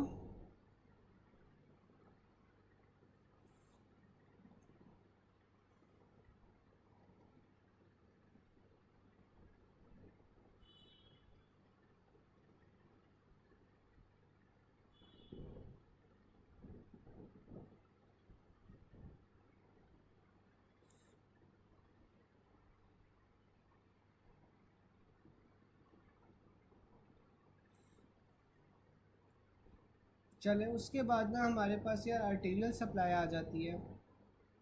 आप लोगों को पता है कि जो आपके पास हार्ट होता है ना, उसमें दो मेन कॉर्नरी वेसल्स होती हैं। एक राइट कॉर्नरी आर्टरी होती है, एक लेफ़्ट कॉर्नरी आर्टरी होती है। लेफ़्ट फिर आगे दो में डिवाइड हो जाती है, एक लेफ़्ट सर्कमफ्लेक्स होती है, एक लेफ़्ट एंटीरियर डिसेंडिंग होती है ठीक है। अब जो आपके पास सेप्टल एरिया है ना, जो सेंटर वाला एरिया है, वो आपके पास ईसीजी में कहाँ पे प्रेजेंट करेगा, V1 और V2 में प्रेजेंट करेगा। जो सेप्टल एरिया है उसमें ईसीजी लीड्स की रिप्रेजेंटेशन कहाँ होगी, V1 और V2 में। और जाहिर है क्योंकि सेप्टल एरिया सेंटर के अंदर है, तो यहाँ पे लेफ़्ट एंटीरियर डिसेंडिंग आ जाएगी। इंटीरियर के अंदर आपके पास क्या कहाँ पे ईसीजी दिखा रही होती है, V3 और V4 पे आपके पास दिखा रही होती है। और इसमें आर्टरी आपके पास लेफ़्ट एंटीरियर डिसेंडिंग हो जाएगी। फिर आपके पास लेटरल लीड्स आ जाती है, L से लेटरल है, L से AVL है, तो इसमें आपके पास लीड 1 आ जाती है, AVL आ जाती है, V5 V6 आ जाती है। और जो आर्टरी है वो लेफ़्ट सर्कमफ्लेक्स होगी। इंफीरियर के अंदर आपके पास 2-3 AVF आ जाता है, F से इंफीरियर है, F से AVF है, और साथ में लीड 2 और 3 आ जाती है। इसमें आपके पास आर्टरी कौन सी इन्वॉल्व होगी, क्योंकि इंफीरियर साइड पे है तो आपके पास राइट कॉर्नरी आर्टरी होगी, ठीक है। तो अगर इंफीरियर वॉल एमआई होगा, इंफीरियर वॉल एमआई के अंदर आपके पास जो लीड्स अफेक्टेड होंगी वो 2-3 AVF होंगी, और इंफीरियर साइड पे आपके पास राइट कॉर्नरी आर्टरी आ जाएगी, ठीक है। और इसके अलावा क्या है, inferior wall MI which artery is likely to be blocked, तो आपके पास वो राइट मार्जिनल है। फिर आपके पास यही आ रहा है सारा कुछ, ठीक है। फिर आपके पास लेफ़्ट एंटीरियर डिसेंडिंग आ जाता है। लेफ़्ट एंटीरियर डिसेंडिंग में आपके पास क्या होता है, अगर आपके पास लीड V4 के अंदर जौन सा है एलिवेशन, ST एलिवेशन आ रही है, तो V4 आपके पास कहाँ पे आता है, इंटीरियर सरफेस पे आता है, ठीक है। V3 V4 इंटीरियर सरफेस पे आता है, तो वहाँ पे आर्टरी लेफ़्ट इंटीरियर डिसेंडिंग आ जाती है। Infarction of apex of the heart, तो एपेक्स में आपने लेफ़्ट इंटीरियर डिसेंडिंग को प्रेफर करना होता है ओवर राइट मार्जिनल, ठीक है। फिर आपके पास आ जाता है the circumflex artery supplies left atrium and left ventricle infarct the lower segment of heart, आपके पास लेफ्ट सर्कमफ्लेक्स आ जाती है। Right bundle branch is supplied by the right left coronary artery, ठीक है। जो राइट बंडल ब्रांच है वो लेफ्ट कॉर्नरी आर्टरियों से सप्लाई कर रही होती है। फिर उसके बाद आ जाता है blood supply of heart by 2 coronary arteries आपके पास, उसके साथ ऑरिकुलर एट्रियोवेंट्रिकुलर सेप्टल आर्टरीज आ जाती हैं, ठीक है। लेफ्ट कॉर्नरी आर्टरी जौन सी होती है वो लेफ्ट सर्कमफ्लेक्स आर्टरी देती है विच runs in the atrioventricular groove, ठीक है। जबकि आपके पास जो लेफ़्ट इंटीरियर डिसेंडिंग होती है वो इंटरवेंट्रिकुलर ग्रूव के अंदर, सॉरी ठीक है, ये लेफ़्ट सर्कमफ्लेक्स जौन सी है ना, ये इंटीरियर इंटरवेंट्रिकुलर ग्रूव के अंदर रन कारी होती है। Patient develops retrosternal crushing pain for 2 to 3 hours. ECG में आपको एसटी एलिवेशन मिली है in interior limbs. Cardiac enzymes आपके पास नॉर्मल हैं, तो ये आपके पास एक्यूट एमआई है, क्योंकि आपके पास जो एंजाइम्स होते हैं उन्हें रेस होने में तकरीबन 4 घंटे लगते हैं, तो अभी 2 से 3 घंटे हुए हैं, आपको हाल ही ईसीजी में चेंजेस मिलेंगी। फिर आपके पास आर्टरीज़ आ जाती हैं, जो लेफ़्ट इंटीरियर डिसेंडिंग है वो इंटीरियर 2/3 ऑफ इंटरवेंट्रिकुलर सेप्टम में आती हैं और इंटीरियर सरफेस ऑफ हार्ट को सप्लाई कर रही होती हैं। जो आपके पास पोस्टीरियर डिसेंडिंग या इंटरवेंट्रिकुलर आ जाती है वो आपके पास पोस्टीरियर 1/3 ऑफ इंटरवेंट्रिकुलर सेप्टम को सप्लाई कर रही होती है। जो लेफ़्ट सर्कमफ्लेक्स है, लेफ़्ट सर्कमफ्लेक्स आपके पास पोस्टीरियर और lateral walls of left ventricle को सप्लाई कर रही होती हैं। एसए नोड आपके पास राइट कॉर्नरी आर्टरी मेजर होती है जो 60% होती है।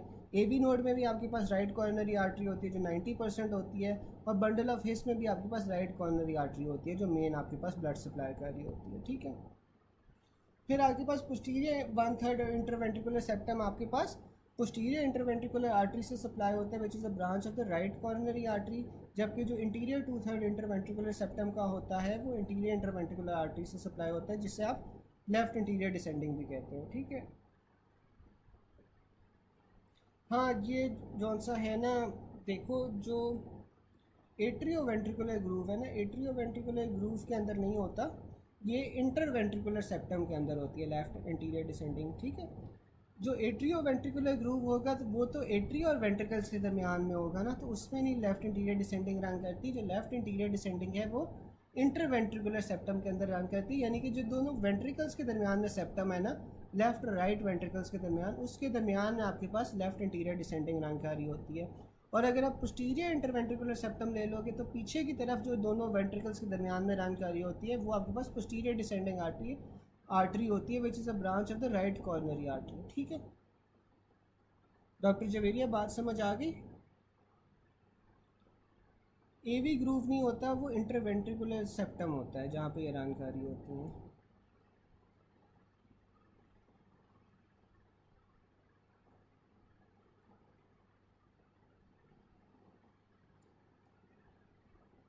डॉक्टर जवेरिया समझ आ गई?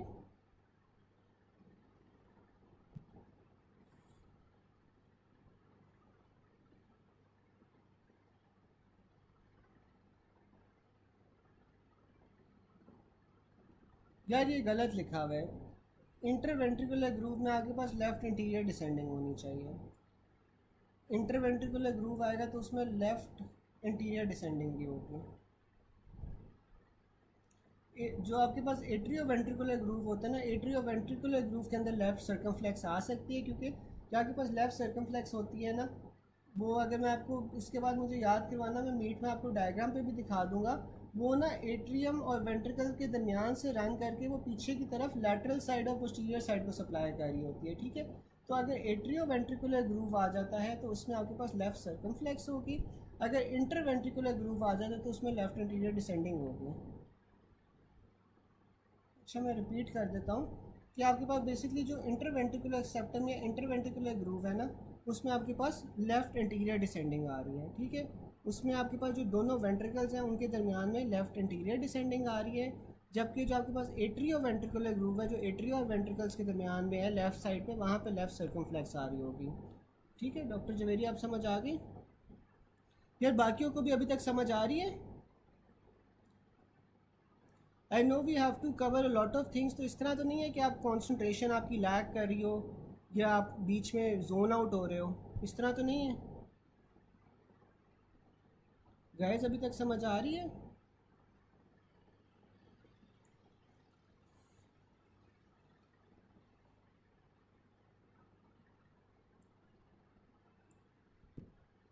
चार पांच लोगों को समझ आ रही है, जो बाकी सारे के सारे पार्टिसिपेंट्स हैं यार, आप लोगों को समझ आ रही है?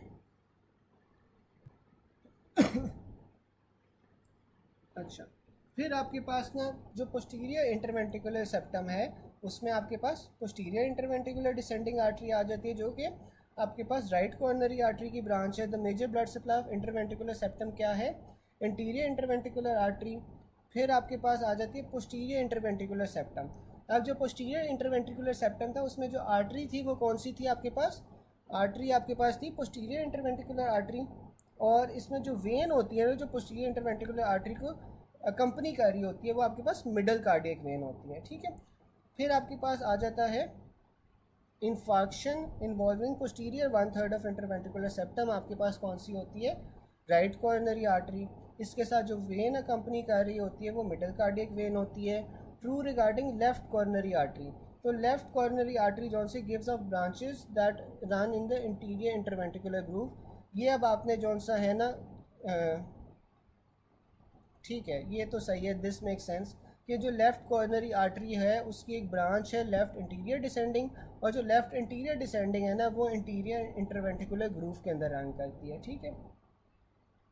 फिर आपके पास आ जाता है कि a patient died following severe chest pain और autopsy, thrombus was found in the left coronary artery, the artery commonly gives circumflex artery which runs in the interventricular groove. अच्छा यार जो सर्कमफ्लेक्स आर्टरी है ना ये आपने एट्रियोवेंट्रिकुलर ग्रूव में याद रखना है, इंटरवेंट्रिकुलर ग्रूव नहीं याद रखना है, ठीक है। फिर आपके पास एपेक्स ऑफ हार्ट आ जाता है, जो एपेक्स ऑफ हार्ट है that is supplied by the left interior descending, ठीक है ना, एपेक्स लेफ्ट इंटीरियर डिसेंडिंग। अगर आपके पास इंटीरियर डिसेंडिंग ऑप्शन में नहीं होगा तो फिर आप राइट मार्जिनल को प्रेफर करोगे, ठीक है। वैसे left interior descending is greater than right marginal. फिर आपके पास सर्फेस ऑफ हार्ट सप्लाई आ जाए, सर्फेसिस ऑफ हार्ट आ जाती हैं, तो जो आपके पास if circumflex branch of left coronary artery is blocked which area will be affected, तो जो सर्कमफ्लेक्स आर्टरी होती है ना वो पोस्टीरियर और लेटरल एरिया को सप्लाई कर रही होती है ऑफ द लेफ्ट वेंट्रिकल, ठीक है, तो वो वाला आपके पास ब्लॉक हो जाएगा। वही बात है कि infarct of posterior lateral surface of heart आपके पास लेफ्ट सर्कमफ्लेक्स में आ जाती है। Blood supply of posterior surface of heart आपके पास राइट कॉर्नरी होती है, लेफ्ट एट्रियम में supplied mainly by the left circumflex, और लेफ्ट सर्कमफ्लेक्स ब्लॉक्ड आपके पास लेफ्ट एट्रियम और लेफ्ट वेंट्रिकल का इन्फार्क्शन हो जाएगा, ठीक है। जो हमने एसए नोड पढ़ा था 60% एसए नोड पढ़ा था जो आरसीए से होता है, 90% हमने एबी नोड पढ़ा था जो आरसीए से होता था, और बंडल ऑफ हिस भी जो मेजॉरिटी है वो आरसीए से ही हो रहा होता है, ठीक है। तो ये उसने सारा कुछ लिखा हुआ है। फिर आपके पास अगला पॉइंट आ जाता है कि जो एपिकार्डियम है ना वो आपके पास gets is blood supply from the coronary artery. अब आपके पास जो हार्ट है उसकी 3 लेयर्स होती हैं, एपिकार्डियम, मायोकार्डियम और एंडोकार्डियम। जो एपिकार्डियम सबसे बाहर वाली लेयर होती है उसकी ब्लड सप्लाई कहाँ से आ रही है आपके पास, कॉर्नरी आर्टरी से आ रही है, ठीक है। सेप्टोमार्जिनल या moderator band tubercular transverses which part of the heart, तो ये आपके पास जो सेप्टोमार्जिनल बैंड वो ट्यूबरकुलर या मॉडरेटर बैंड है ये आपके पास राइट वेंट्रिकल के अंदर पड़ा होता है, ठीक है। फिर आपके पास आ जाता है पोस्टीरियर इंटरवेंट्रिकुलर ग्रूव में कौन सी वेन थी हमारे पास, मिडिल कार्डियक वेन थी, और ये अकम्पनी किसे करी थी, पोस्टीरियर इंटरवेंट्रिकुलर आर्टरी को अकम्पनी करी थी। फिर कॉर्नरी साइनस जौन सा होता है वो मेन वीनस ड्रेनेज होती है हार्ट की। कॉर्नरी साइनस आपके पास राइट एट्रियम और राइट वेंट्रिकल के पीछे दरमियान में पड़ा होता है ऑन द पोस्टीरियर सरफेस, ठीक है। और ये जौन सा है ना मेन वीनस ड्रेनेज करवा रहा होता है हार्ट की। अप्रॉक्सीमेटली कितनी वीनस ड्रेनेज करवा रहा होता है, अगर ये आ जाए तो 2/3 ऑफ हार्ट की ये वीनस ड्रेनेज करवा रहा होता है। फिर आपके पास ग्रेट कार्डियक वेन आ जाती है, जो ग्रेट कार्डियक वेन होती है at apex in sulcus which vein starts, आपके पास ग्रेट कार्डियक वेन होती है। और जो इंटीरियर डिसेंडिंग आर्टरी होती है ना, interior descending artery left interior descending artery थी जो इंटरवेंट्रिकुलर सेप्टम के अंदर रन करी थी, उसके साथ जो वेन होती है वो कौन सी होती है, ग्रेट कार्डियक वेन होती है, ठीक है। ग्रेट कार्डियक वेन आगे की तरफ लेफ्ट इंटीरियर डिसेंडिंग के साथ आ गई, मिडिल कार्डियक वेन आपके पास पीछे की तरफ आ गई with the posterior descending artery. फिर इंटीरियर कार्डियक वेन कहाँ पे होती है, विच directly emerges into the right atrium of the heart, तो जो आपके पास इंटीरियर कार्डियक वेन होती है ना वो डायरेक्टली राइट एट्रियम के अंदर ब्लड अपना हाली कर रही होती है, ठीक है। तो इंटीरियर कार्डियक वेन आपके पास डायरेक्टली लेफ्ट वो राइट एट्रियम के अंदर अपना ब्लड सारा का सारा हाली कर रही होती है। फिर आपके पास आगे आ जाता है regarding coronary blood flow decreases with increase heart rate. तो मैंने बताया था जब आपके पास हार्ट डायस्टोली में होता है ना, ये रिलैक्स्ड होता है, तो तब आपके पास कॉर्नरी ब्लड फ्लो सबसे ज़्यादा होता है। लेकिन अगर आपके पास इंक्रीज हार्ट रेट है यानी कि हार्ट तेज़ी तेज़ी से कॉन्ट्रैक्ट कर रहा है तो जो कॉर्नरी ब्लड फ्लो है वो कम हो जाएगा, which is an example of coronary circulation. तो आपके पास वो एंड टू एंड एनास्टोमोसिस आ जाता है। इनफंडेबुलम जौन सा है वो कौन सा पार्ट था, राइट वेंट्रिकल का, जहाँ से पल्मरी वास्कुलेचर निकलता है, तो वो आपके पास राइट कोनस आर्टरी से जौन सा सप्लाई होता है। फिर आपके पास ये कार्डिक प्लेक्सस आ जाता है। जो कार्डिक प्लेक्सेस है इसके अंदर सिंपैथेटिक और पैरासिम्पैथेटिक फाइबर्स दोनों होते हैं। ये अभी जॉनसन ना रिसेंट अटैम्प्ट में भी ये वाला सवाल आया था कि कार्डिक प्लेक्सेस के अंदर आपके पास सिंपैथेटिक फाइबर्स भी होते हैं और पैरासिम्पैथेटिक फाइबर्स भी होते हैं। Cardiac plexuses in the superior mediastinum receives its input from the left vagus. ठीक है, जो कार्डिक प्लेक्सेस होता है वो सुपीरियर मीडियस्टाइनम में अपनी जो इम्पल्सेस है वो लेफ्ट वेगस से वहाँ पे आ रही होती हैं। एपिकार्डियम लेयर्स में आपके पास कौन सी आती है? विस्ट्रस लेयर्स ऑफ सीरस पेरिकार्डियम। अब आप लोगों को पता है कि बाहर की तरफ आपके पास क्या होती है? फाइब्रस पेरिकार्डियम होती है। अंदर आपके पास जौन सी है वो विसरल और सीरस पेरिकार्डियम होती है। ठीक है, और बीच में आपके पास पेरिकार्डियल कैविटी आ जाती है। Superficial cardiac plexus is made by left vagus. Fibrous and parietal layer of pericardium are supplied by the phrenic nerve. Which artery is likely to damage in close proximity of the phrenic nerve? तो आपके पास वो pericardio phrenic artery होती है। ठीक है, कि अगर आपके पास फ्रेनिक नर्व के पास कोई आर्टरी डैमेज हुई है तो वो पेरिकार्डियो फ्रेनिक आर्टरी होगी।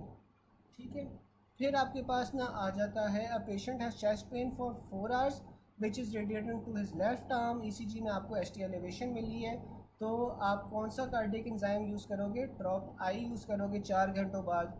ये अमूमन एमसीक्यूज़ में आते हैं, हालांकि ट्रॉप आई देखो अगर आप टेबल में तो 4 घंटों में वीकली पॉजिटिव होता है, लेकिन अगर ये आपको एमसीक्यू में आ जाए तो 4 घंटों में आपने ट्रॉप आई ही चूज़ करना है। ठीक है, फर्स्ट 6 आवर्स में आपके पास ईसीजी जौन सी होती है ना वो गोल्ड स्टैंडर्ड होती है, क्योंकि अभी जो कार्डिक एंजाइम्स होते हैं ना वो सारे वीक होते हैं। ठीक है, तो अगर वो पूछ ले कि पहले 6 घंटों के अंदर आपके पास ईसीजी जौन सी है ना वो गोल्ड स्टैंडर्ड होती है।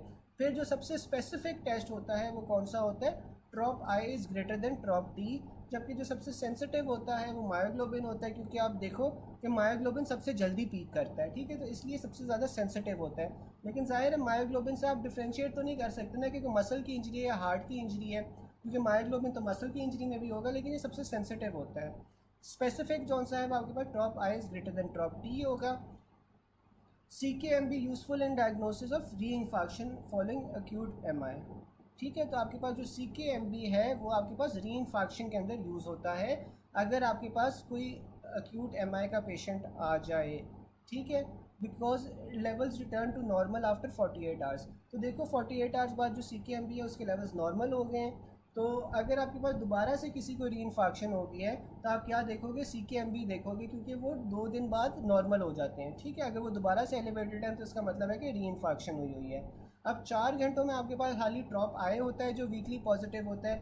6 घंटों के अंदर आपके पास CKMB ट्रॉप आए वीकली पॉजिटिव होते हैं, जबकि आपके पास जो मायोग्लोबिन है वो पीक कर जाता है। फिर 12 से 16 घंटों के अंदर आपके पास क्या होता है? CKMB स्ट्रांगली पॉजिटिव होता है, ट्रॉप आई भी स्ट्रांगली पॉजिटिव होगा, मायोग्लोबिन वीकली पॉजिटिव हो जाएगा। एक दिन या 24 आवर्स के अंदर आपके पास CKMB और ट्रॉप आई दोनों पीक कर जाते हैं। अब जो CKMB है ना वो आपके पास 2 दिन तक परसिस्ट करता है, फिर वो नेगेटिव हो जाता है, इसीलिए आप इसे री इन्फेक्शन के अंदर यूज़ कर रहे हो।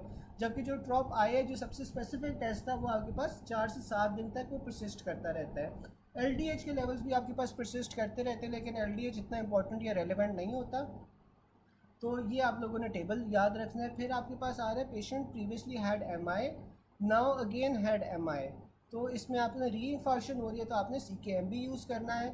तो विच of the following is raised in MI in first hour? तो आपके पास वो मायोग्लोबिन होता है, इसलिए वो कहता है कि जो मायोग्लोबिन होता है वो सबसे आपके पास क्या नाम है सेंसिटिव टेस्ट होता है। ठीक है, अ पेशेंट है chest pain for 4 hours which is radiating to the left arm. ECG में आपको ST एलिवेशन मिल रही है, तो आपके पास ट्रॉप आई रेज्ड है for monitoring heart of ischemic heart disease patient and end stage renal disease. Best marker आपके पास क्या होगा? ट्रॉप आई होगा। Which of the following which is the most important serum marker in MI? तो आपके पास वो ट्रॉप आई होता है। और हार्ट फेलियर के अंदर आपके पास BNP रिलीज़ हो रहा होता है। मुझे कोई बता सकता है कि हार्ट के कौन से पार्ट से BNP रिलीज़ हो रहा होता है? कोई बता सकता है कि हार्ट के कौन से पार्ट से BNP रिलीज़ हो रहा है?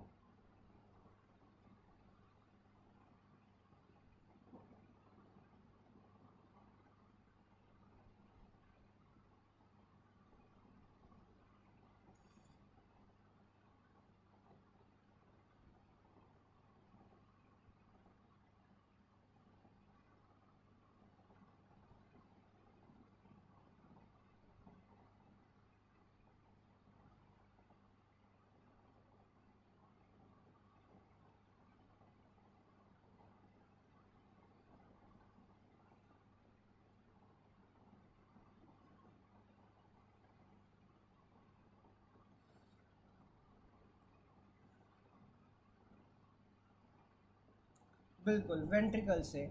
और जो एएनपी होता है, एएनपी कहाँ से आपके पास रिलीज़ हो रहा होता है? एएनपी आपके पास एट्रिया से रिलीज़ हो रहा होता है, ठीक है। फिर आपके पास आ जाता है 55-year-old presents with chest pain eight 2 AM in ER. हाँ बिल्कुल। फिर आपके पास ना 55-year-old patient presents with chest pain eight 2 AM in ER, had been doing machinery work all day along. ECG आपके पास नॉर्मल है, सीके आपके पास रेज है, सीकेएम भी नॉर्मल है, तो ये आपके पास मस्कुलोस्केलेटल तो मसला है, ठीक है। साथ में अगर यार आपके पास रिप टेंडरनेस आ जाए, ईसीजी नॉर्मल है, कार्डियक एंजाइम्स नॉर्मल है, तो ये आपके पास कोस्ट्रोकॉन्ड्राइटिस होगा। फिर ठीक है, 2 से 3 घंटे बाद अगर आपके पास कोई पेशेंट आया रेट्रोस्टेनल क्रशिंग चेस्ट पेन के साथ, एसटी एलिवेशन है, तो फिर आपके पास बेशक कार्डियक एंजाइम्स नॉर्मल हो, आपने अक्यूट एमआई की तरफ जाना है। फिर आपके पास आ जाता है women with 10 days history of fever, continuous chest pain radiating to the back on auscultation, rustling sound is heard. तो आपके पास क्या होगा? ये पेरिकार्डाइटिस होगा जब भी आपके पास रसलिंग साउंड आ जाएगी। कार्डियक टेम्पोनार्ड में क्या होता है? कार्डियक टेम्पोनार्ड में ना आपके पास जो पेरिकार्डियल स्पेस है उसके अंदर फ्लूइड की एक्यूमुलेशन हो जाती है, ठीक है। अच्छा, कोई मुझे बता सकते हैं जो कार्डियक टेम्पोनार्ड होता है, ये मैं बता देता हूँ, ये एमआई की कॉम्प्लिकेशन है, लेकिन कितने दिन बाद आपके पास कार्डियक टेम्पोनार्ड होता है वुमन आफ्टर एमआई? मुझे कोई बता सकता है कि कार्डियक टेम्पोनार्ड कितने दिन बाद आफ्टर एमआई होता है?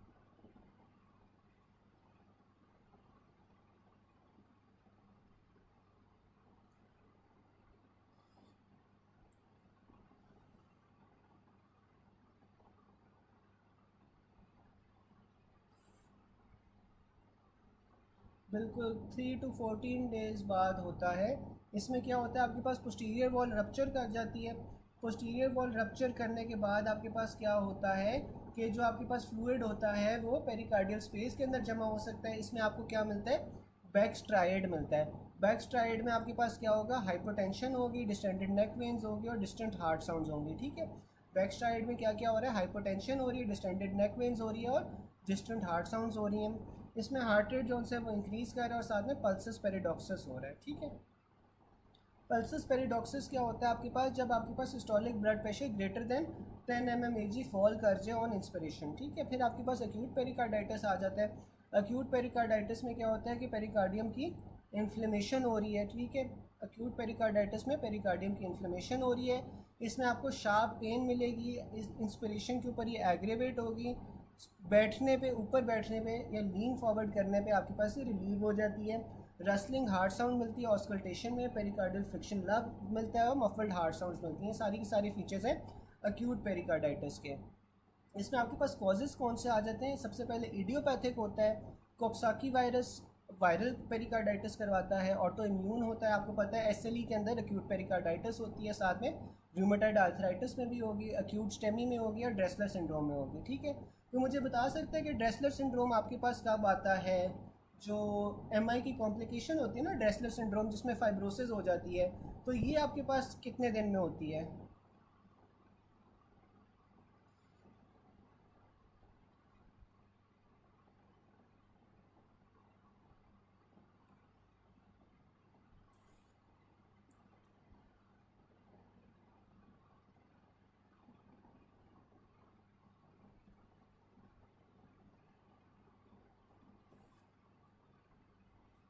बिल्कुल, ये लो लेट कॉम्प्लिकेशन है।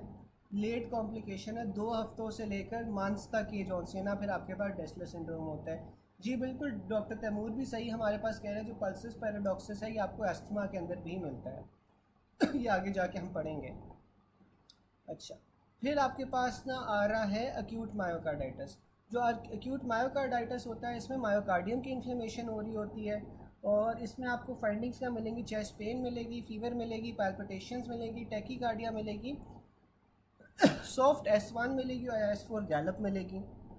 मायोकार्डाइटिस में क्या हो रहा है? मायोकार्डियम के इन्फ्लेमेशन है, chest pen, fever, palpitation, tachycardia, soft S1 मिलेगी जबकि S4 गैलप मिलेगी।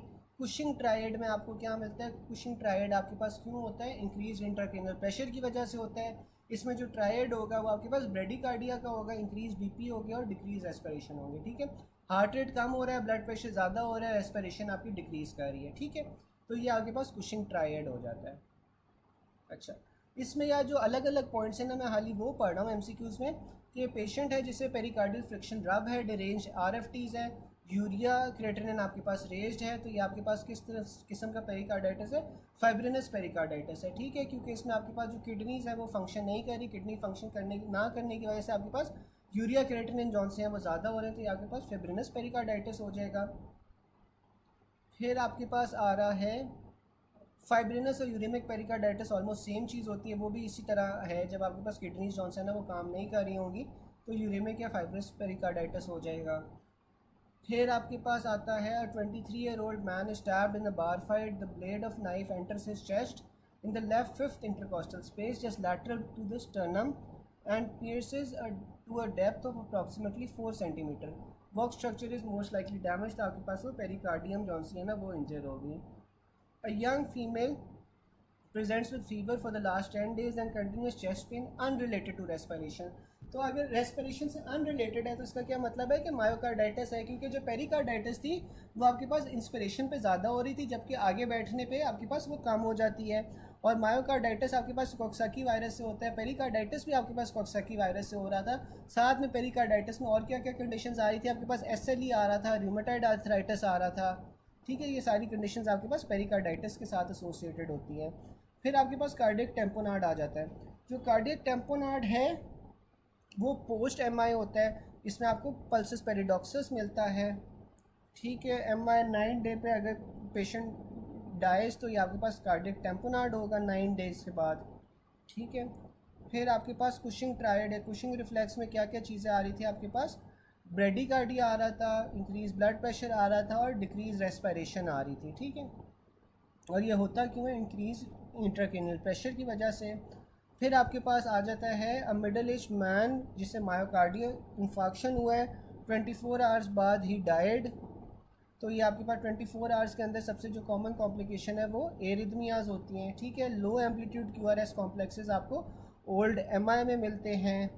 फिर which one of the following cellular processes is most likely to occur in myocardium, तो आपके पास who is been treated with fibrinolytic agents. तो अगर आप फिब्रिनोलिटिक एजेंट्स दे रहे हो ना, यानी कि जो आप फाइब्रिन क्लॉट्स है वो ख़त्म करने की कोशिश कर रहे हो, तो उसकी कॉम्प्लिकेशन क्या हो सकती है, फ्री रेडिकल्स की फॉर्मेशन हो सकती है, ठीक है। मायोकार्डियल इंफार्क्शन में आपको कार्डियोजेनिक शॉक मिलता है, ठीक है। और वही बात अगले पॉइंट में भी यही लिखा हुआ है, ठीक है। अच्छा एक सेकंड मुझे देखने दो, रह कितना गया है।